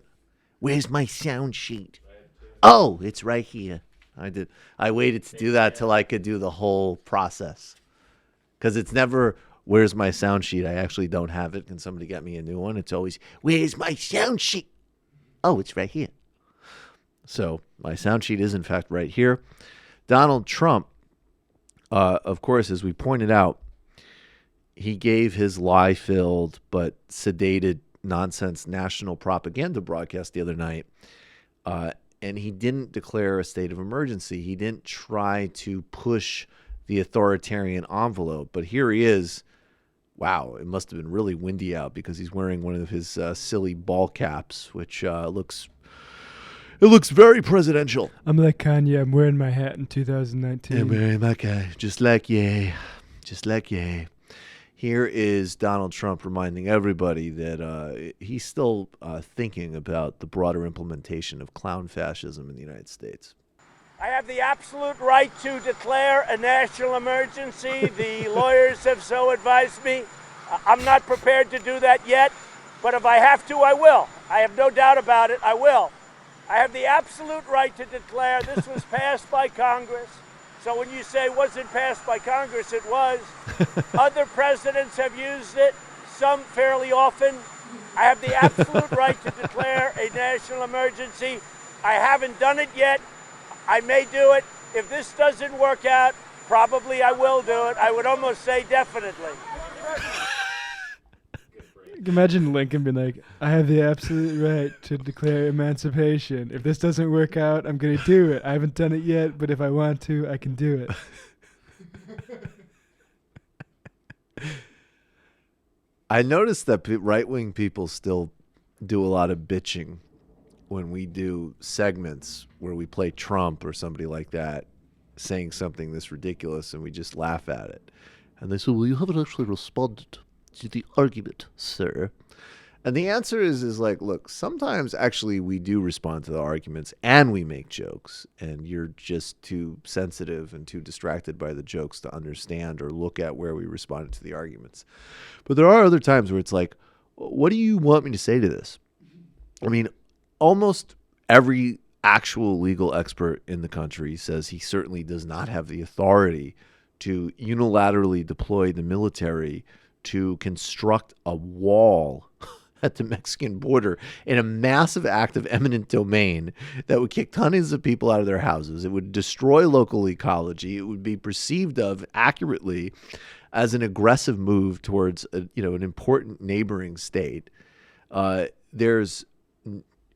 Congress didn't pass this, as we already can see, because the government's shut down because they haven't passed this, right? And on top of it, look, if you want to have a serious conversation, I think if FDR was president, he might declare a state of emergency in Ohio and demand a nationalized GM to save people's jobs. I'm actually quite receptive to an argument like that, to be honest with you. I think when FDR tried to go in to save people's jobs back in his time, I think that was a good thing. I think at some point, and other people have pointed this out, there's basically, conservative nerds have said, oh, well, if Trump uses this, a state of emergency, to get around Congress and use eminent domain to build a wall, a liberal president will do this for climate change. And I think the only part of their statement that is questionable is I think very few Democratic presidents would actually do that, even still. But the reality is we actually are. Again, climate and ecology is an actual, not make-believe state of emergency. And I don't like eminent domain. And I don't like that kind of move, frankly. I'm very wary of it, and it's used in very regressive ways. And I actually think there's some real innate problems to it when it has to do with, not companies. All major companies and industries like oil or like GM, if they're getting rid of people's jobs, as far as I'm concerned, should be immediately nationalized and brought into some type of more collective corporatized leadership, corporatized in a Swedish or German sense. But there are going to need to be radical measures to deal with climate, for sure. Now, those measures need to be focused on companies and not on people's homes, obviously. But, short of that, what do you want me to say? The guy is a jackass. The syntax is funny and it's hilarious, but He's rambling nonsense on the White House lawn saying that he has extra judicial, dictatorial powers. Thank God they're so incompetent and stupid that they probably can't pull something like this off. So I gave you a little bit of substance, but if you actually think there's a serious argument here, I don't know. I guess read somebody with a legal opinion that isn't Alan Dershowitz or a Trump advisor, and we're going to laugh at it, because the only good thing about it is that it's fucking funny. And speaking of fucking funny, total props here. Nancy Pelosi. I really like Alex Perrine's take that with, obviously we have the rising millennial politicians. We have great people like AOC who are articulating a serious, robust class politics and revitalizing that tradition. Then the only viable political tradition that we have. And then you have people like Bernie Sanders, who are great and carried the flame, but even people who, unfortunately have not always carried the flame by a long shot, like Nancy Pelosi, but they still actually have a memory, institutionally even, of like, well, there was a time when it really was, being a Democrat, for all of its flaws and compromises, there really was an element of like, this does mean that you actually fight and you look out for people who have real, actual, grounded concerns. And that's why in an environment like this, that and Perrine's point was that it leaves the Gen X politicians really flat-footed, because they both are too young to have any real understanding and commitment to that political tradition, and they grew up in a context of boomers embracing, neoliberal politics. So they don't have either the sort of instinctive sense of it, nor the, just the material and social conditions that, of course, driven so many millennials to the left. But the boomer ones, like Nancy Pelosi, in this context, is the reason she quoted Justice Brandeis. It's a difference why there's a huge amount of work to be done and a lot of failures, but clearly progressives are starting to throw their weight around in the House a little bit. And she's someone that can be worked with at times, for sure. And it also leads to a burn like this. This is as close as, anybody that isn't Bernie Sanders or AOC, or maybe Sherrod Brown, or maybe or Elizabeth Warren or Sherrod Brown. I'll put those in a 4 separate category, or Rashida Tlaib, obviously. But most of the Democrats that we talk about, and obviously not Chuck Schumer, but not Dick Durbin, not any of these kinds of people, they usually are pretty flat-footed in dealing with Trump. This Nancy Pelosi burn she's at the White House. This is after Trump threw his tantrum. He said, "Are you going to fund the wall?" They said no. He walked out. Then he went on Twitter and whined. Now, you recall, I think it was yesterday, we played a clip of Trump, or maybe Friday, basically saying like, well, it's tough if you're a government worker, but, people figure things out. The both policy position of the Republican Party that wants to increase poverty and gut people's chances and increase human suffering. So the literal, like, you will figure it out as we kick you out of your home, make sure you don't have health care, and increase poverty and suffering in this country. But also the perspective of the, spoiled, ridiculous trust fund baby who all of his businesses were bailed out and his whole trust fund was set up by daddy, which is, of course, Trump. Nancy Pelosi nailed this. Let's check it out. Few days, many federal workers will not be receiving their paychecks, and what that means in their lives is tragic in terms of their credit rating, paying their mortgage, paying their rent, paying their car payment, paying their children's tuition, and the rest. The president seems to be insensitive to that. He thinks maybe they could just ask their father for more money, but they can't. Boom. That was fucking beautiful. Like, all props to Nancy Pelosi on that. I put out a request for somebody to do a Thug Life video. Thank you. So Desmond Suga, I think that's how you pronounce his name. Desmond Suga, I think so. Here, we're going to try this here. Let's check it out. The president seems to be insensitive to that. He thinks maybe they could just ask their father for more money, but they can't. I wonder if I'm going to be on there.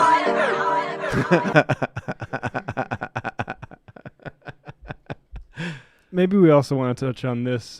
This is how not to give Nancy Pelosi props. Like, don't do this, which is what the Daily Kos did. What do they do? They decided they wanted to do so. It says this is Marcos wrote. But before we get to poo flinging, both internal and external, let's do something nice for once. We're going to take a page from some previous community efforts and welcome Nancy Pelosi with thousands of roses. What? So they gave 7,000. They delivered 7,000 roses to Pelosi's office, and then like a remaining like 18,000 to Walter Reed Hospital. Okay. Like that's a little fucking weird. Wasn't he the one who said it was so great that all the Bernie bros were flaming out because he was just like a personality that people loved and that people were getting too hung up on his personality? He's been pretty out there. Yeah, I know that he's, I don't know. He's totally, obviously, the only thing I know about Marcos in a current iteration is how stupid he is on Bernie. I know that site still has, some energy, and that's great, but I haven't read it in a long time. I haven't read it like literally since like before 2012. Yeah. Like it was, to me, it seems like it was of the Bush era. There's another guy who writes for him. I see Armando saying stupid things online often too. Yeah, I don't understand. It's this very last paragraph weird is that good, these though. people are so fixated on hating Bernie. It's bizarre. According to Melitsas, he conducted an interview with Pelosi after this, which raises a question: how exactly do you conduct a fair and honest interview with someone you just gave thousands of roses to? We're like, all right, now it's out of the way. Let's talk about Pago. Yeah, Pago. Yeah.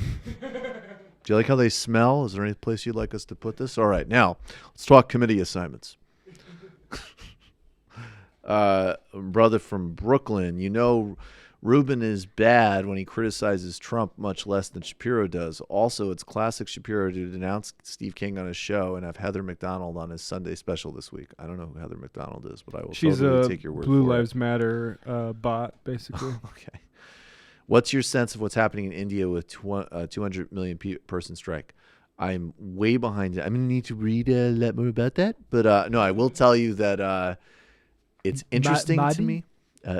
Ladi, do you know he does yoga and he doesn't like the SJWs. But yes, actually, I will. Right now, it's pretty TMBS specific, but I'm in the process of planning a lot more India-related content on both the things emanating out of it, because there's a lot of strike conditions in India. A lot of it has to do with women's rights, but of course, like everywhere else, there's labor uprisings and definitely parties compromised across the board by neoliberalism and austerity, both the far right that governs, as well as the Congress Party, as well as also historically, like the Communist Party in Kerala produced like incredible social achievements. So short answer, no. Slightly longer answer, I'm setting the stage to do more on India soon, as well as Pakistan. Gleason, if she ran, where would you rank Stacey Abrams for 2020 between Bernie and Warren, or behind Warren but ahead of the other big names? I mean, look, I guess I'm adamant that as long as there's like a talk about Beto, there should be a talk about Stacey Abrams, especially because she actually won her election. But frankly, like, I don't know. I mean, I'm actually getting, I don't even think Beto is really going to run. I'm starting to question that. And the difference is that from Beto, it was clearly coming from him. Stacey Abrams has not put out any signals that she would run for president. It matters more for her, like which how she signals with regards to like Medicare for all and the Green New Deal. If that's she was what all I would aboard for stuff like that. Hell yeah. Yeah, right. That's the bottom line. That's exactly. If she came out and she said she was 100% Medicare for all, Green New Deal, then she would be right up there. And I would say, I think, if I'm just painting the picture I want, a Sanders-Abrams ticket is pretty up there as far as what I would like to see. So I don't think she's running for president. I'm sure she'd be. I mean, look, and also, again, I'm not BSing people. If Bernie runs, I'm supporting him. That's my pick. And then if he doesn't run, it will be it. I mean, this is assuming that Abrams. I guess if Abrams ran and Bernie didn't run, then I would be looking at Abrams, Warren, and Sherrod Brown. And also, I have to say the other thing too is not only would I think after Bernie, I'll probably play more of that role that people sort of claim they want people like us to play, they never actually mean it. Because most people, when they say like, oh, well, why don't you just like focus on issues? They just mean like, don't criticize their preferred candidate, which is very annoyingly disingenuous. But at any rate, if Bernie doesn't run, I would imagine that I will end up voting for Elizabeth Warren in the New York primary. But I think I would play more of a, a little bit more of a sort of like ref role, if that makes sense. And of course, if, Bernie messes up, I mean, people forget, people who are whining about Bernie forget that we were known, like to the extent people know these things. And it was a little bit less in 2016, but people were aware of us. We were the show. All three of us at the time on the show. It was Sam, myself, and Matt Binder. Check out Doomed. We all were 100% supported Bernie, advocated for him. All were clear that we were going to vote for him. And we also, until, the dynamics of it changed later on. But the first couple of times, and particularly at Netroots, when he got protested by Black Lives Matter, we were like, this is a good thing. This will make him a better candidate. And this is one of the most important issues and things that we face in the country today. And this is great. So, the same principle will apply. Any valid criticism of Bernie that's based in any type of discernible empirical reality, I will respond to and push him in the campaign on. But he's still, if you have the politics I have, he's just head and shoulders above. I've never heard anybody else talk about, the imprisonment of Lula. I haven't heard anybody else make, these broad categorical universal program arguments. And I haven't seen anybody else, frankly, do what he's done even in the last year on Yemen, which is one of the greatest crimes in the world today. And plenty of people voted the right way. But Bernie's a leader on it, just as he was, a leader on Medicare for all, just as he was a leader on inequality, So at any rate, but Bernie and Stacey Abrams would be a great ticket. JB, we need Steer to move about 800,000 lefties to Wyoming. I get that idea, but I think much more. We need Steyer to dump. We can give him a list of local grassroots activists.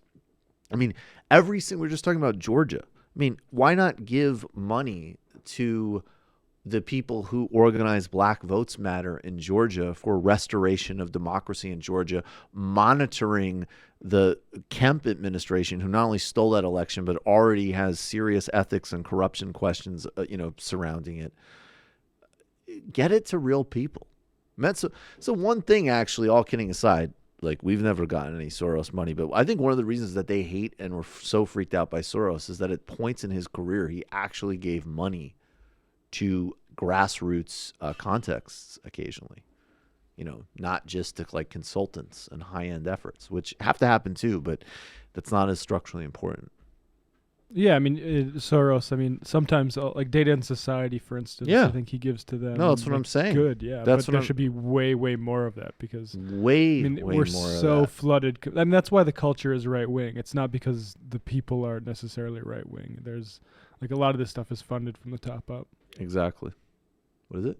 Yeah, I agree. Donut God. Sam Harris can never be right or wrong, only taken out of context. I can be right. Let's see. Okay. Let's see. Let's take a call. You're calling from a 267 area code. Who are you? Where are you calling from?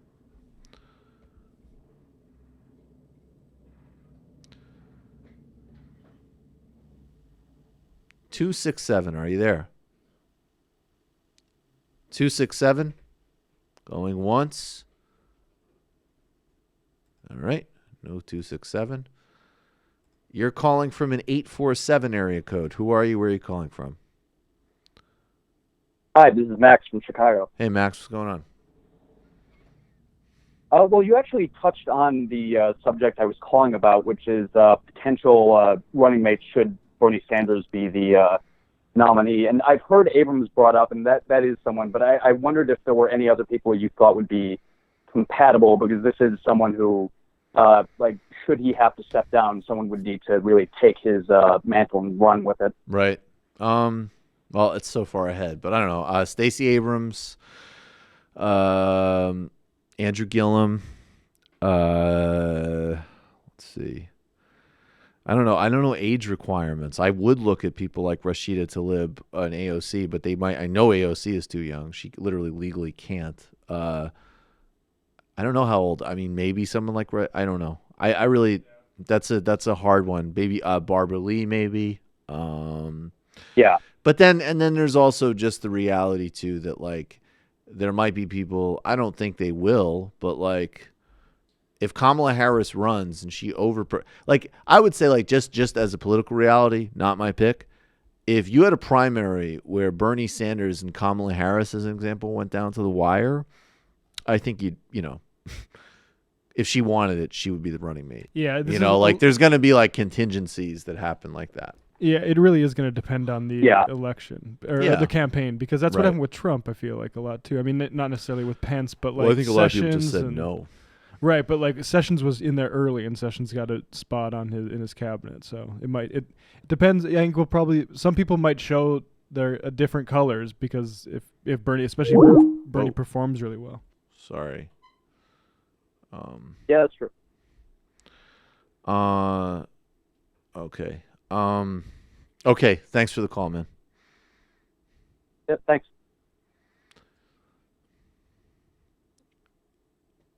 You're calling from a 413 area code. Who are you? Where are you calling from? Hey, this is me? Yes, this is you. Oh, fantastic. This is J. Andrew World. I drew that portrait of you this week. Oh. Or last week. Well, thank you. And also one of Sam. Yeah. Thank you. Those were great work. Are you from? Yeah. Are you calling from Western Mass? I sure am. I figured you'd recognize it, so I didn't need to shout it out because the wilds of Western Mass here. Will you tell us your name again one more time? It's J. Andrew World. J. Andrew World. Well, thank you for the portraits. Really liked my portrait. And what is on your mind, Jay? Oh no, I just wanted to. Oh man, I totally had something, and I completely forgot because I got distracted because I'm actually on the phone. Because no, what was it? Yeah, I did forget. I was going to mention too. I was going to do Jamie's portrait next week. Okay, cool. Do you want to spitball anything before we go? Do you have anything that you want to hit real quick? Because if not, we should keep it moving. I totally did, but I just completely blanked on it because I've literally been waiting on the phone for 3 days. Okay, so thank you so much. Oh man, well that sucks. You don't want to at least even say like fuck Trump or something. Anyways, all right. Thank you for the portraits. Absolutely fuck Trump. And, okay, there you go. Yeah. Okay, thanks for the call, Jay. Appreciate it. You're calling from a 347 area code. Who are you? Where are you calling from? Yes, this is Lefty Uno from Virginia. Can you hear me? Yes, I can. Lefty, how you doing, man? Good to hear you. I'm doing all right. I said something to Matt earlier, and this is about that clip that you played in which Trump was spouting nonsense about cartels having better cars and whatnot. And that's definitely out of Fast and Furious 4, where they're literally driving through tunnels from Mexico to the United States. So either he watched that movie or somebody explained that plot device. Well, I'm sure that somebody did say something about like these guys, like, because they do have sophisticated tunnel systems, and also like there's been like cartel submarines and stuff. So I'm sure. Oh wait, we got this. All right, thanks for the call, Lefty. We're gonna play this. Thanks for the call, man. All right, got it. Peace. Yep. This is what Trump saw. I think this seems. I like Fury Road. He's laughing at us. Yeah, Mexico's laughing at us. This is what they showed Trump.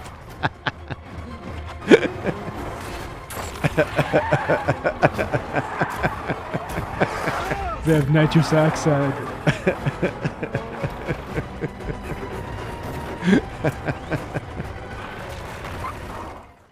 That's hilarious. And we mentioned before that Trump had a tantrum when Chuck and Nancy said they weren't going to fund his wall. But Mike Pence wanted everybody to know about what really happened. Now, I just want to remind everybody, I don't know if I'm just thinking the spur of the moment, so we don't have a clip of it, but it's very easy to find.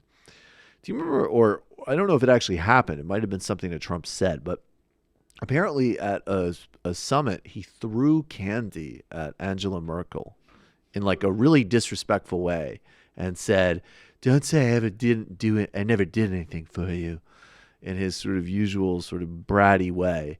So Mike Pence is going to say this is a nice gesture. Mike Pence still clearly recovering from the sort of roller coaster that was swearing in Christian cinema. Been tested 3 times. Yeah. But we don't know. When you say Trump gave them candy, it wasn't necessarily nice, is my point. But here is Mike Pence. Also, are we any closer than you think to having a national emergency declared if the meetings are going like this and they're so contentious? Well, the president walked into the room and passed out candy. It was true. Never raised. Okay. So, and then like a couple of minutes later, he stormed out. Like, this demonstrates less than nothing. Yeah, I mean, this could be interpreted as dumb or like kitsch or something like that, but I think it really is just malicious. Like they're showing, especially federal employees, like, yeah, look how much we don't give a fuck at all. That's exactly right. And speaking of, but here's somebody who does give a fuck about federal employees. This is Ayanna Pressley, part of the new Dynamic Energy in Congress. She represents the 7th District in Massachusetts. There was some snowflakery about this on the Republican side, but she is speaking to people's real needs, because while this tantrum goes on and while this extremism runs the course, I mean, look, there's workers now that are in trouble, and that's bad and horrible enough. And then, of course, now food isn't being inspected, and it could start to impact food stamps, which is, of course, one of the most important successful programs in the country that Republicans are always trying to undermine so they can work on their project of a poorer, sicker, dumber America. Here's Ayanna Pressley fighting back. Mr. Speaker, I rise today in opposition to the occupant of the White House.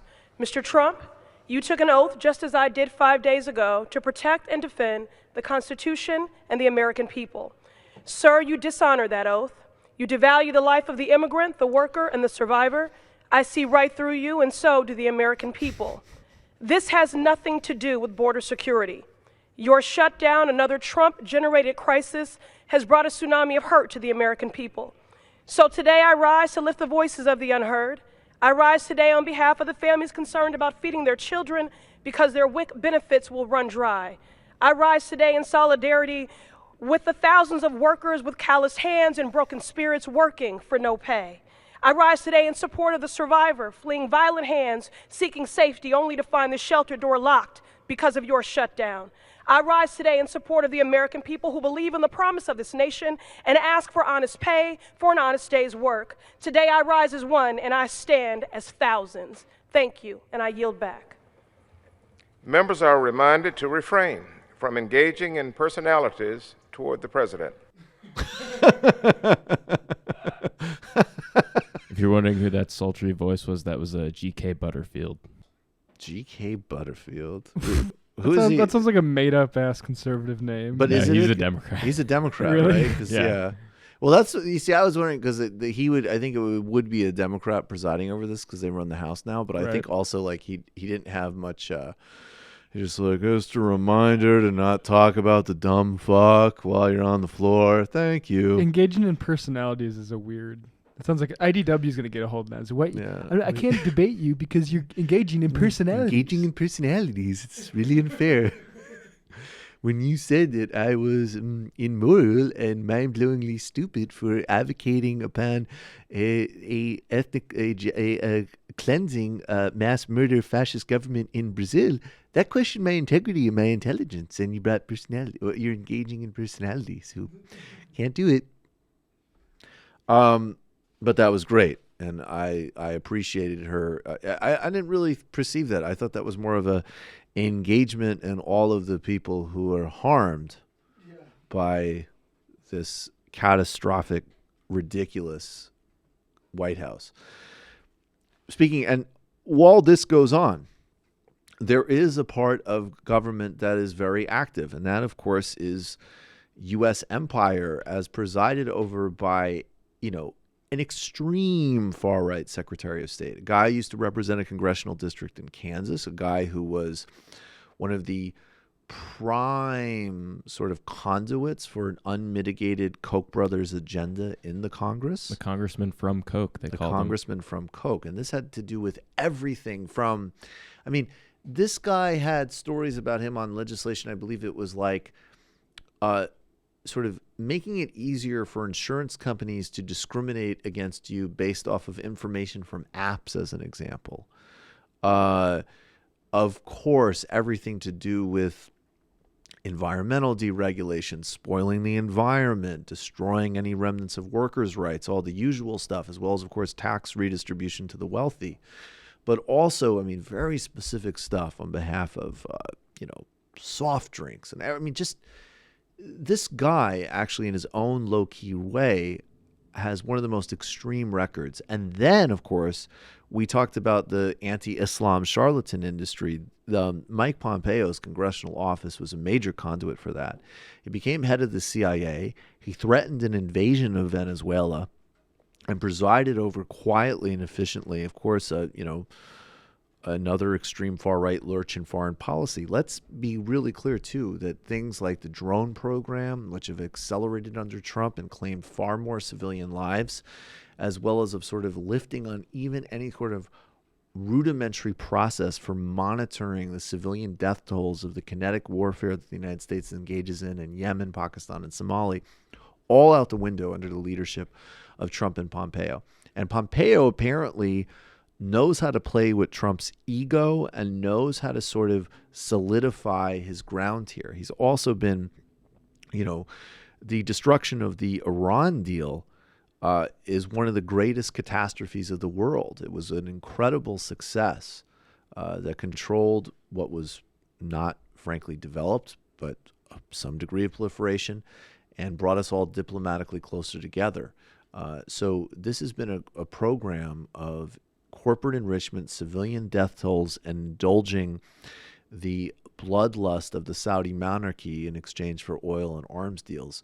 And now, as the attention, of course, turns to Latin America, Mike Pompeo went to the inauguration of Bolsonaro.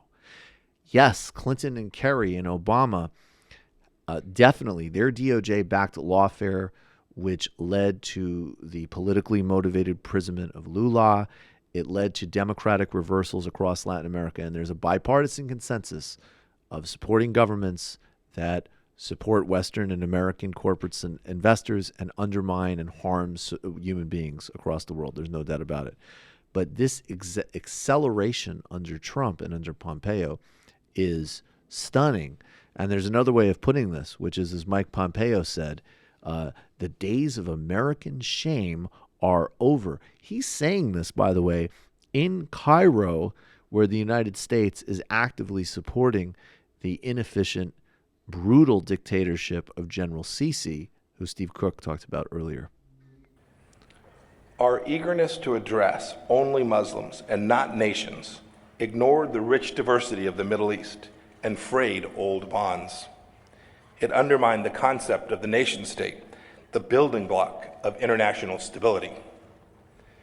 And our desire for peace at any cost led us to strike a deal with Iran, our common enemy.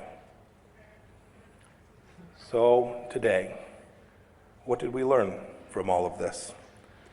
We learned that when America retreats, chaos often follows. When we neglect our friends, resentment builds. And when we partner with our enemies, they advance. The good news is this: the age of self-inflicted American shame is over, and so are the policies that produce so much needless suffering. Now comes the real new beginning. In just 24 months, actually less than 2 years, the United States under President Trump has reasserted its traditional role as a force for good in this region. We've learned from our mistakes. We've rediscovered our voice. We've rebuilt our relationships. We've rejected false overtures from our enemies. And look at what we've accomplished. Look at what we've accomplished together. Under new leadership, America has confronted the ugly reality of radical Islamism. So, this is pretty extraordinary because they've achieved literally nothing, even by their own metrics. So, what have they achieved? There's a blockade on Qatar, which is still ongoing by its Gulf neighbors. At first, Trump signaled support of it because of basically a personal grievance by Kushner, but also because the Saudis can work the Trump administration incredibly easily. Supposedly, MBS bragged once that Jared Kushner was in his pocket. They destroyed the Iran deal, which every single agency responsible signed off on, down to the fact that it was certified by the administration in the beginning. And clearly one of the reasons they pulled out of it was that Trump was having temper tantrums about having certified the success of the Obama-Iran deal. Pulling out of that deal has done nothing but disgust the Europeans and totally degrade our standing because we blew up a agreement that was extraordinarily successful and nobody who was in any way sane questioned objectively and empirically. And opened, by the way, if you're concerned about this from a geopolitics, there will be trade relationships and some type of preservation with Iran, and that's going to happen through China. So even if you're very interested in that sort of like global geo-balance, it's another opportunity for China to assert a role and for the United States to decline in a self-destructive, stupid, fanatical way. Of course, no movement on Israel, just the sort of official sanctioning of endless occupation and discrimination and death of Palestinians. And then the prime action out of Saudi, a couple of cosmetic reforms, but actually an unstable, murderous prince who, of course, Khashoggi caught everybody's attention, but with our support has generated a mass murder and a human rights crisis in Yemen that is even worse than Syria, of which we have solved nothing. In fact, the only point there when he talks about, the plan is to bail out on the Kurds who actually had formed an incredibly effective fighting force against ISIS, which is what he claims to care about, and of course achieve big social goods, which of course the Trump administration is not only doesn't care about, but I would say is just by default opposed to, because they're bad people who don't support any form of human well-being. So that speech is, if somebody came out and gave that speech and the policy was following through, that would be a major problem from the perspective of human well-being, which it is. But it's also just incredible that it has nothing to do with anything.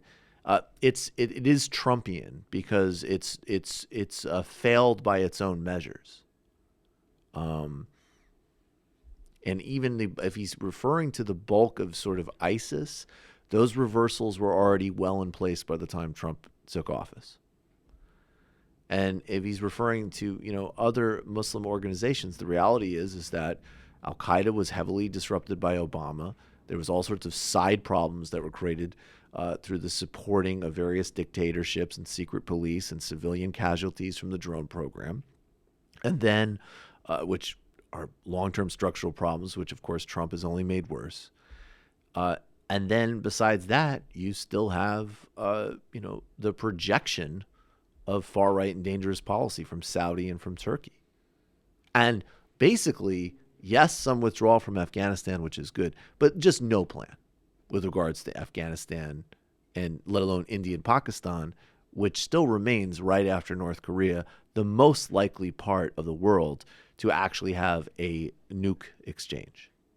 So these people are, I don't usually care about the incompetence argument. And of course, I wish Trump was on vacation all the time. And it would be great if they just tweeted and gave stupid speeches. But this is the type of thing where, of course, in addition to the literal massive harm that they've engaged in through covert actions and killing civilians and backing MBS and Bolsonaro and pulling out of global environmental agreements and promoting corruption and pollution and abuse across the world, their just basic inability on very structural levels, too, as an example, what do you think the diplomatic relation, what is the state of U.S.-Pakistan relations right now? I'm asking you this like I don't know, right? I know Imran Khan is in charge there now. I know the military still basically runs that country. And I know that India also has a very extreme leadership right now. And I know that there actually have almost been nuclear exchanges between India and Pakistan. You really think that these guys can handle that? The only thing they've done in arms control is actually pull out of it with regards to some successes Obama had with Russia, and are talking catastrophically about upgrading our arsenal, and then gutted the Iran agreement, which was a huge economic diplomatic achievement. And I think the phrase of like, we're not ashamed anymore really shows that how even in the most important areas of our lives and policy, the stuff that, you know, could just liquidate human life and has to do with, you know, the real mechanics of our world, a lot of this stuff, it just still comes back to some perception that like, they made us impotent, but now we're getting real again. And it's like, yeah, real fucking destructive, real fucking stupid, and real fucking non-strategic. So, and again, a perfect example of all of them. Nikki Haley, across the board, was a conduit for this catastrophe set as ambassador at the UN. 100%. All right. I think all of us in this office are angling for seats on The View. And as I always say, and this is, so much information comes in.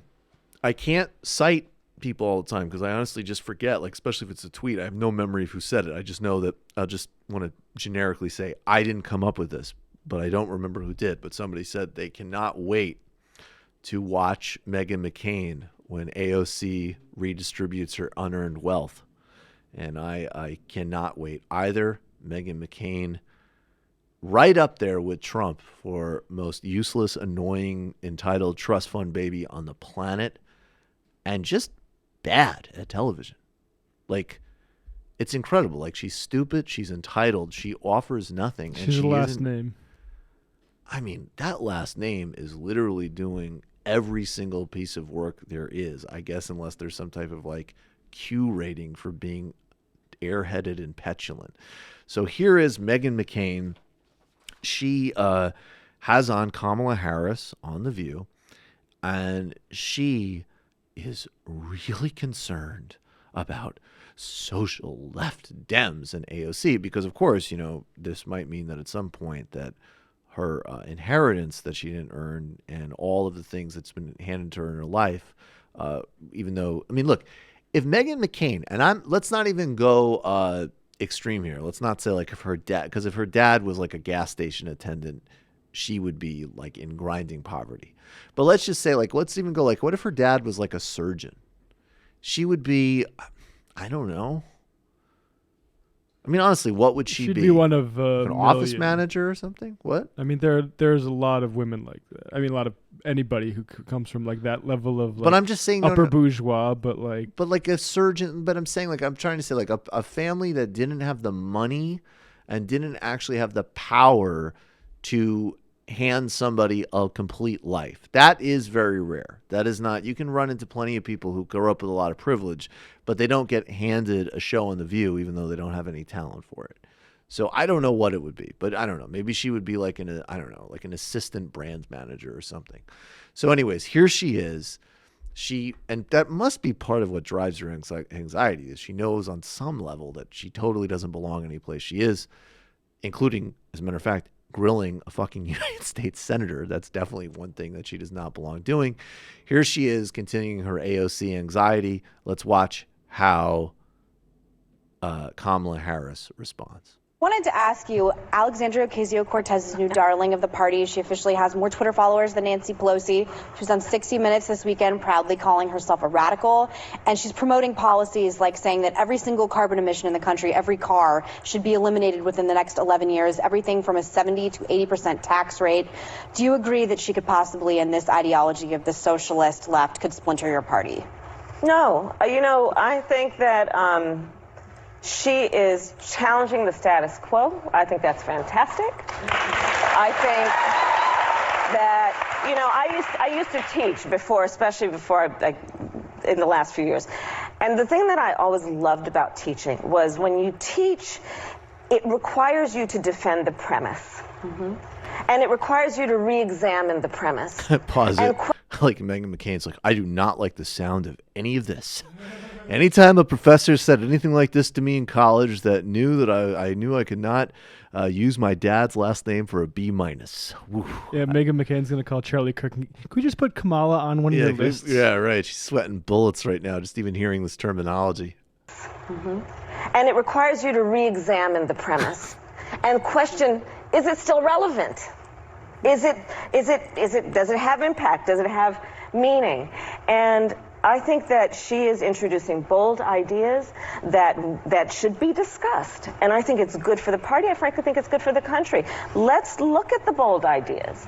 And I'm eager that we have those discussions. And when we are able to defend the status quo, then do it.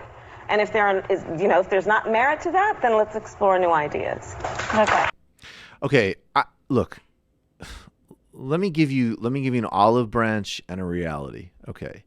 So I think there's actually a lot that's commendable about how Kamala Harris responded there. And I think it already is a step in the quote unquote conversation that somebody who's on, the centrist part of the party is saying, you know what? No, these are actually viable ideas. They're being brought forward, obviously, by, she didn't say this, but inarguably the most dynamic and interesting and relevant young leader in the United States.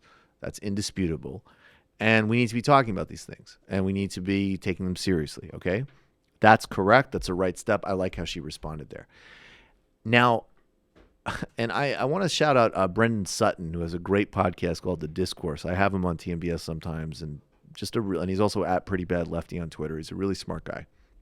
And he was saying, this was actually in regards to another conversation, but he was basically saying, signifying on social issues, we can debate the value of, right? Like we can debate, and again, this is separate from policy, but this is where a lot of, this is where the Clinton campaign was and so on. But like, what is the value outside of okay, everybody knows the value of actually I'm going to adopt the Black Lives Matter platform on, policing and prisons. Okay, boom. That's tangible. That's real. That's where we need to go.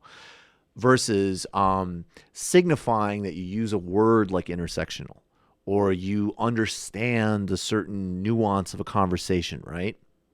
And again, there's a big debate because a lot of these political figures use that kind of rhetoric to obscure real issues and distract us. And that's a real problem. But then on the other hand, actually a part of politics is in fact, frankly, social signifying. Cultural people who occupy places in the culture to shine light and have bully pulpits on certain values and ideas and problems and so on, right? And so he was saying there's a complexity to that debate. Now, when it comes to the environment, Brendan went on to say, when it comes to climate change, when it comes to ecology, no, it really doesn't. If you as a politician have an energy efficient house and drive a Prius, so fucking what? And in fact, all of the problems that exist in the signifying debate in terms of going on about cultural issues that obscure real policy are a double a problem on the environment because it is pure distraction. So some of the things, and I say this specifically because, look, first of all, she mentioned the tax rate, and the only problem there is it should be 90% versus 70 or 80%, maybe even 95%, maybe I would argue 100%, frankly. Money after $5 million, 100%, 99%, okay? That's my moderate position, other than just reclaiming all of these companies completely. But that being said, when it comes to the ecological dimension of what we have to do, and the range of policy changes and urban planning and transportation, this isn't have a conversation shit. This isn't entertain new ideas, and I'm glad that she's introducing blah, blah, blah. The ecology issues are the weird synchronized issue where the positions and the advocacy that is most quote unquote not politically or economically quote unquote tenable is what is required, period, full stop. So in all these other issues, we know where we need to go on justice, okay? But there isn't and we know where we need to go because it's right and it's correct and it's absolutely achievable if we're willing to reorder power. But the ecology dimension does have an objective dimension to it. It has a 2 + 2 = 4 dimension. Life on planet Earth is not going to be tenable in the way it has been if we continue on that trend line. And it's becoming faster and faster. Not just global warming, species extinction, right? And some people, you could do a Steve Pinker bedtime story about somehow magically science will solve all of our problems. But actually the reality perspective is that science and technology are going to, of course they're going to be part of this, along with literally everything else if you don't want a complete catastrophe. Political, economic, urban design, scientific. I would actually absolutely add moral, empathetic. I mean, everything is on the table. So when I hear that from somebody like Kamala Harris, it's like first I recoil just in like the broad sense of politics, because what AOC is actually advocating is moderate and obvious and should be the mainstream stance of the Democratic Party. It's not. There's nothing radical about 70% on over $10 million a year to fund healthcare. This is like kindergarten, basic, obvious stuff here. But particularly when you add an ecological dimension, this sense of like, well, let's have a conversation. We can't. The conversation point is absolutely over, and the only action steps available are radical. And everybody needs to get on board with that, including people that are more moderate and from a different political tradition.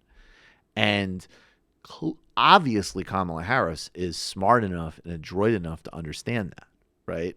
So then the question does start to become, okay, here's somebody who has shown some good leadership on some important issues in the Senate and is very talented, but then here's also the person that chose to not prosecute Steve Mnuchin. So that's obviously was known as a particularly harsh prosecutor. So those are incredibly serious question marks. So if we're just having a conversation about amongst ourselves about rhetoric, that's a nice little improvement there. But the real answer is, look, Megan, if you need to go, sit in a quiet place somewhere and deal with like inheriting, one house instead of 9, great. Like, go breathe into a brown paper bag. But the rest of us actually have to deal with some real fucking problems. Should be the actual answer to that. How many private jets do you think Betsy DeVos has? 3. Nope. Are we including other forms of air transportation as well? Or just well, we can. Yeah. Okay. How many jets and how many helicopters do you think Betsy DeVos has? 8. You're too low. Too low. Brendan, I can read it. Yeah. So she has 12 jets and 4 helicopters. Of course she does. And she uses those as well as your tax dollars to try to destroy your life with student loan debt and promote the interests of scam private colleges. We barely even have time to fucking cover her. Jesus Christ. The only kind of means testing I'm really interested in is means testing that would specifically go after ultra like luxury owner like sort of products they own. So like anybody who is caught with like 2 yachts, you're going to be talking to the IRS basically on a weekly basis to figure out how we can remedy the situation. Then that's after we take your yachts. Those are just like it's like being on probation. Yeah, we're going to take the yachts immediately and get after the rest of it. Right, and then we're just going to follow-up conversations. Like, what the fuck is wrong with you? Know how Dennis Miller wanted to have case officers for everybody on welfare? Yes. We're going to have case officers for everybody making over like, say like $1 million. Oh, yeah, naturally. You're calling from a 703 area code. Who are you? Where are you calling from? Oh, hi. Is this me? This is Nathan from Virginia. Nathan, it's you from Virginia. What's on your mind? Well, first and foremost, right off the top, got to be honest with you. I'm a Republican. I know. Give me a moment. I also voted for a Boy Scout in the last election we had here a couple days ago, because I, like you, am of the mind that, Jesus H, these are a bunch of, unrepentant morons that we can't let anywhere near the levels of power. We're obviously seeing the fallout from the old douchebag of that right now. And, I'd say, again, off the top, half of my foreign policy is informed by Eisenhower, and the other half is informed by Frank Herbert to some degree. And, I'm with you, man. Like, it's, I think issue number one is the environment, because we have to protect the biosphere, if we're ever going to carry this, American experiment forward. And the second thing we got to do is nuclear disarmament, because those weapons, again, pose an existential threat to the species. And, I don't want to take up too much of your time. I just want to say, for the record, there are some of us here with the R next to our names who have been watching the last 15 to 20 years of, just egregious mistake after egregious mistake. And we're building slowly sort of, I don't want to say alt-right, but, a new sort of right. Well, I wouldn't say alt-right, because then we're very far apart on that. Which is one of the things that I really what about a Republican DSA caucus? What about that? Yeah, I gotta, to be honest, I've read Marx too. In terms of philosophy, I'm more of a Sartre guy. I think that the guy I blame for all of this, the patient zero, was that notion back in the 80s, where government is the problem. And when you think about it for a moment, like if government's the problem, man, why are you in government? In fact, why do we have a government?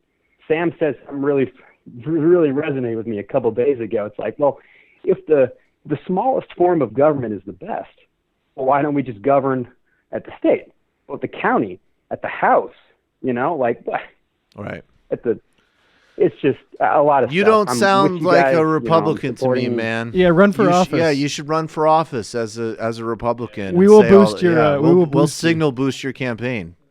I'm assuming. I'm being honest with you guys right now. I'm from New York, originally, New York City, Staten Island. Don't make fun of me. I'm there, but you guys have really, over the past couple of years, listening to you, listening to Sam, and kind of broadening my horizons. I was a card-carrying Republican by the age of 13. And I just, over time, thank you for, having the conversation that you guys do and having the voices on. I loved the discussion earlier today in American foreign policy. And yeah, we're working on it. Hopefully real soon we'll be able to go back to having more rational discussions on 16 forms of air travel? Why? How? Yeah. We'll see about that. What's the social good there? We'll see about that. What keeps you in the Take care, party? you guys. Keep fighting the That's a good good fight. question. Why do you still unless you're about to drop on us something really fucking abominable that you're just like, I'm with you guys, and other besides, women should basically be enslaved. What? Unless it's something like that, what keeps you? Is it just is it like a Kevin Phillips? Is it like a thing where you never vote for Republicans anymore? You're the political opponent of all these people, but you feel like, you mentioned Eisenhower. I have huge problems with Eisenhower, but fair enough. It's not, I'll just put it to you. If somebody says they admire Eisenhower, that's not the same as saying they admire Reagan or even, or Nixon for that matter, and certainly Trump. But what keeps you in this party? Is it just because of a philosophical commitment to something that doesn't exist anymore? Or is there really something still in this party that you actually resonate with? Because it doesn't sound like it.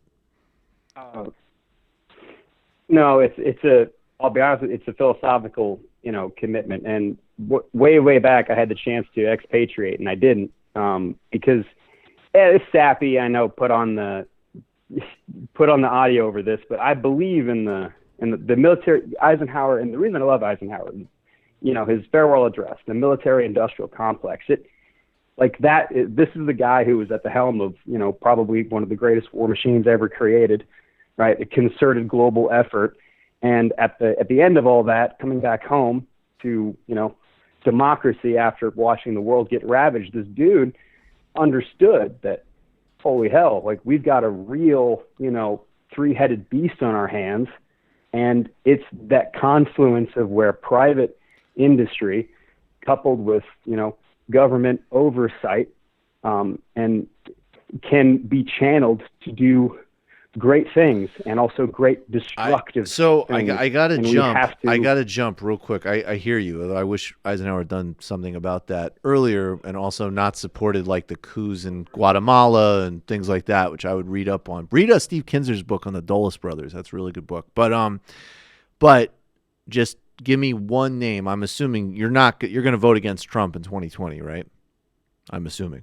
Of course. So, as a Republican who will be voting for a Democrat, who would be your Democratic pick? Just give me. Don't even explain it. Just give me one word. We won't even respond. Bernie. Okay, Bernie. Bernie. If he runs, he's got my vote. 100%. All right. Thanks for the call, brother. There you go. More Republicans should be like that guy. Exactly. Yeah, that's Any when people ask me Republicans that I'm willing to work and dialogue with. There you go. Anyone who claims this moment is the start of the problem, yeah, here we go. Yep. This present crisis, government is not the solution to our problem. Government is the problem. There you go. You're calling from a 509 area code. Who are you? Where are you calling from? This is Ronald Reagan. Ronald Reagan. Thanks for calling while I'm hosting, man. What's on your mind? Yeah, well, I just wanted to say Eisenhower is totally overrated. So everything I know about the military I learned from movies, and you watch Saving Private Ryan, D-Day, they, roll their boats up, drop the thing, and there's a wall there, and the Germans just shoot them all. Exactly. And that doesn't seem like a great plan to me. Got to be willing to take casualties in war sometimes. I would have bombed their oil refineries like Trump suggested and take their oil. What I don't understand is why Eisenhower didn't take the oil. I think Churchill was trying to get on that, actually, but I don't know. Churchill was kind of like a very smart, witty Trump. Yeah.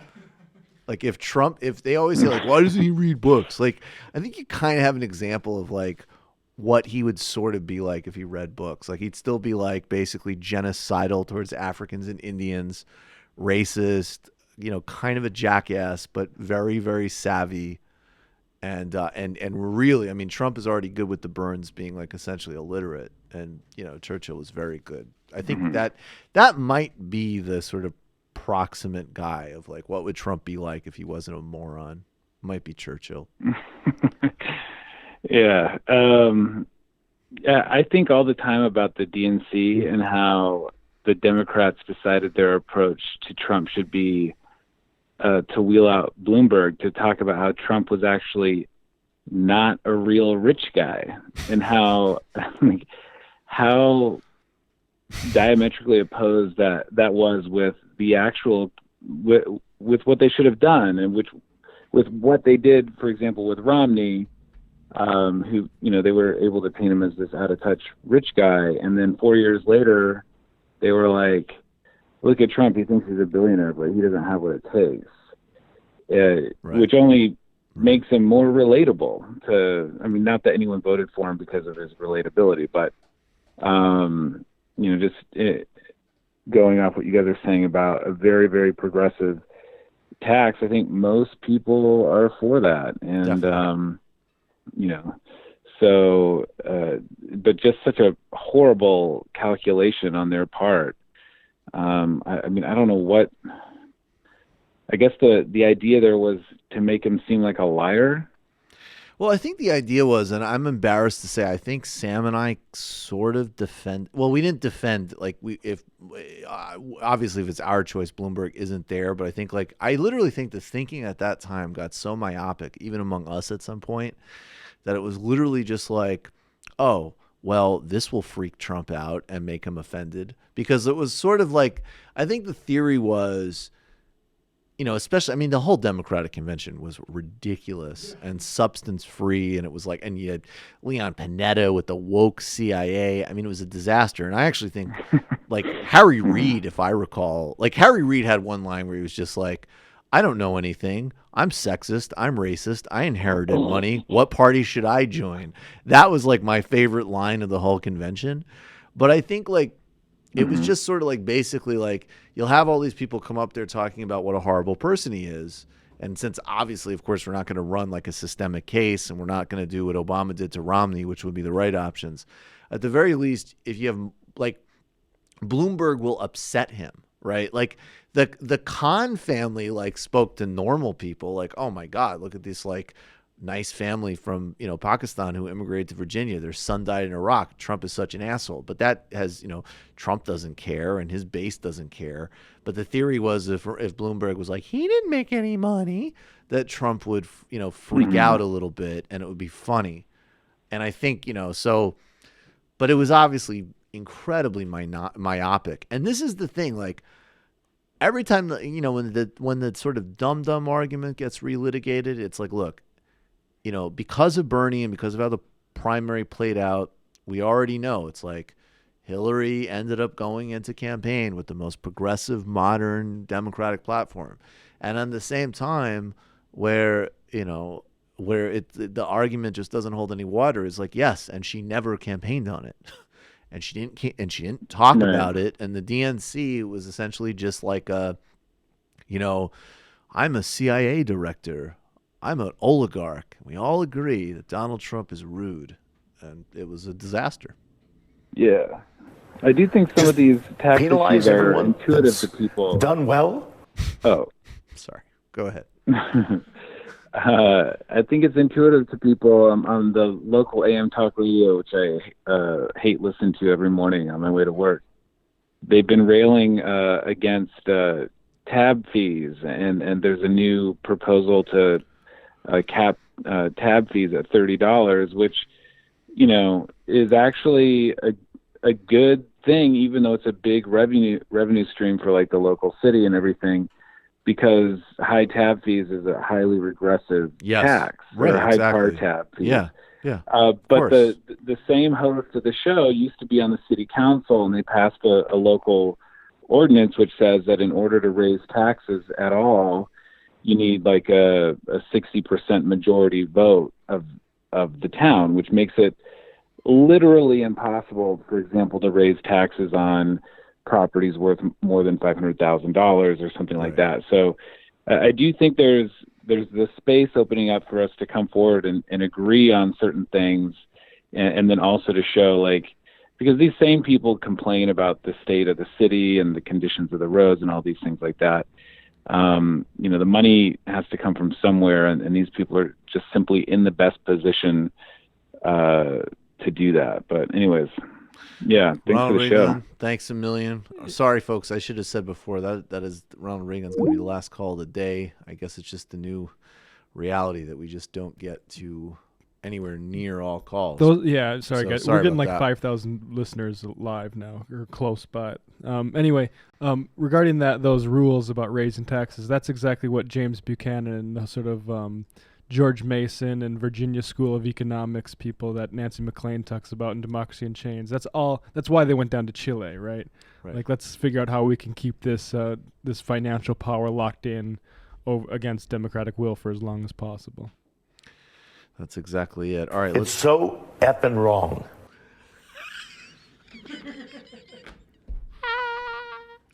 Who do you think Klubeck's going to give his money to this time around? He's talking to Biden, or trying to call Biden every single morning. Biden, Gillibrand, Booker. He's probably another. I like what Beto said.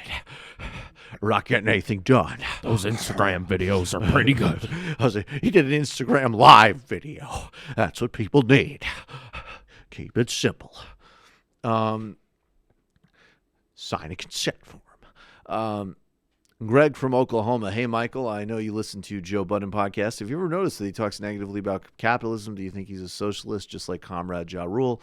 Well, I don't know about Ja Rule. I do kind of like what he did with the Fire Festival. I don't think Joe Budden is a socialist. I don't know how to identify himself, but he is very, very savvy about the music industry and commercialization in general. And the one thing that is a distinct thing about Joe Budden, actually, as like there's a lot of very, smart, fun pop culture commentators, but I have noticed that I don't think he's a socialist, but he does actually say just capitalism when other people would use like a lot of stand-in words like consumerism or, you're being commercial or whatever. Like he will sometimes just be like, but that bullshit's capitalism, man, which is interesting to me. So I don't want to oversell it, but I have noticed that, and Joe Budden's show's good. Fran from Philadelphia, in case you don't get my call, I have to plug, if you don't mind. I know that we had, I think, that area code, but that person wasn't there, but who knows. If you don't mind, inspired by comrades Harvey J.K. and Dissident President, and in celebration of the publication date 1776 of Thomas Paine's Common Sense, I'll be reading and discussing Common Sense tonight at 11 p.m. EST on the first stream of 2019 at Left Flank Gam 1NG on Gaming, Twitch. Left Flank Gaming. Well, it's one except with an I. I'm sorry. Gaming except with a one instead of an I. Left Flank Gaming on Twitch. Cool. Find me on Twitter at Left Flank Gaming, one instead of an I, for my Twitch and YouTube pages, and at me to join Discord, like-minded lefty gamers. Mark's left is best. Thank you, Fran. Nate from KC. Missouri governor and Republican State House are making their intentions known to repeal the Clean Missouri Amendment, which was passed by 62% to fight GOP gerrymandering. Furthermore, they're looking to make the petition process more difficult to get issues on statewide ballot. War on democracy and underway, and I already feel exhausted and helpless. 2019 already sucks, and we haven't even gotten to Joe Biden yet. Well, look, Democrats run the House. There's a lot of, take the good with the bad. But look, again, we know this. The Republicans oppose democracy. We're in the shit, guys. This is it. There's nothing new. Exactly. President Not Trump. Nomiki Konst was on Fox News with Corey Lewandowski and totally embarrassed him. She talked about raising taxes on the richest. After a commentator whined about taxes, she proclaimed, "Womp womp." That's fucking awesome, dude. I didn't know that. I got to go congratulate her when I see her tonight. That's awesome. If you can't make it tonight, get online and give a contribution. It would really be great. She is the only person running for New York City public advocate who's taking zero real estate money. That alone, in addition to many, many other reasons, but honestly, that alone is a great reason to get out there, petition, contribute, and of course, vote for Nomiki. Metaflight. Pelosi can deliver a good burn because she's too old to even be a boomer. Is that true? I thought some of the older boomers were. I don't know. There's a picture 70s. of her, I guess Brendan said she's in her teens. She looks like she's in her 20s, but maybe that's just the dress in the 50s or 60s. But she's with JFK, and yeah, they look like colleagues. USA Canuck. Churchill's wife was American. Not sure what that says about Churchill, but I thought I'd share. No, Churchill's mother was an American. Sorry, I don't know the accuracy of either of those things. Yeah, that's true. Let's see. It's part of the special relationship. And the final call of the day, the final IM of the day goes to Mo Brains. Hey, Michael, is there a possibility of getting Professor Harvey K on MR TMBS to promote his upcoming publications for Zero Books? Radical is best. No. No, of course not. Dude, I have Harvey. First of all, Harvey K comes on TMBS anytime he's in New York. I think he'll be on MR, but he much prefers doing like actual in-person stuff. So, but we'll see. I'm very excited. Of course, I'm doing a book with Zero Books. Super excited that Harvey is also being published with them. Everybody should check out Harvey J.K.'s book on Thomas Paine, as well as his book on the Four Freedoms. Thanks, everybody. We're back live tomorrow. It might take all the strength I got to get to where I want, but I know somehow I'm gonna get there. I wasn't looking when I just got caught between the truth and the light bar, but finding out won't make me feel any better. Yeah, I know the clock is ticking, but the meds are gonna kick in, and my pilot light shining bright. I get somewhere the choice was made, for the option where you don't get paid, for the road that bends before it finally breaks you. I guess somehow I lost my drive between the 101 and the 5. Do you know how far the detour takes you? Yeah, I know the clock is ticking, but the meds are gonna kick in, and my pilot light shining bright.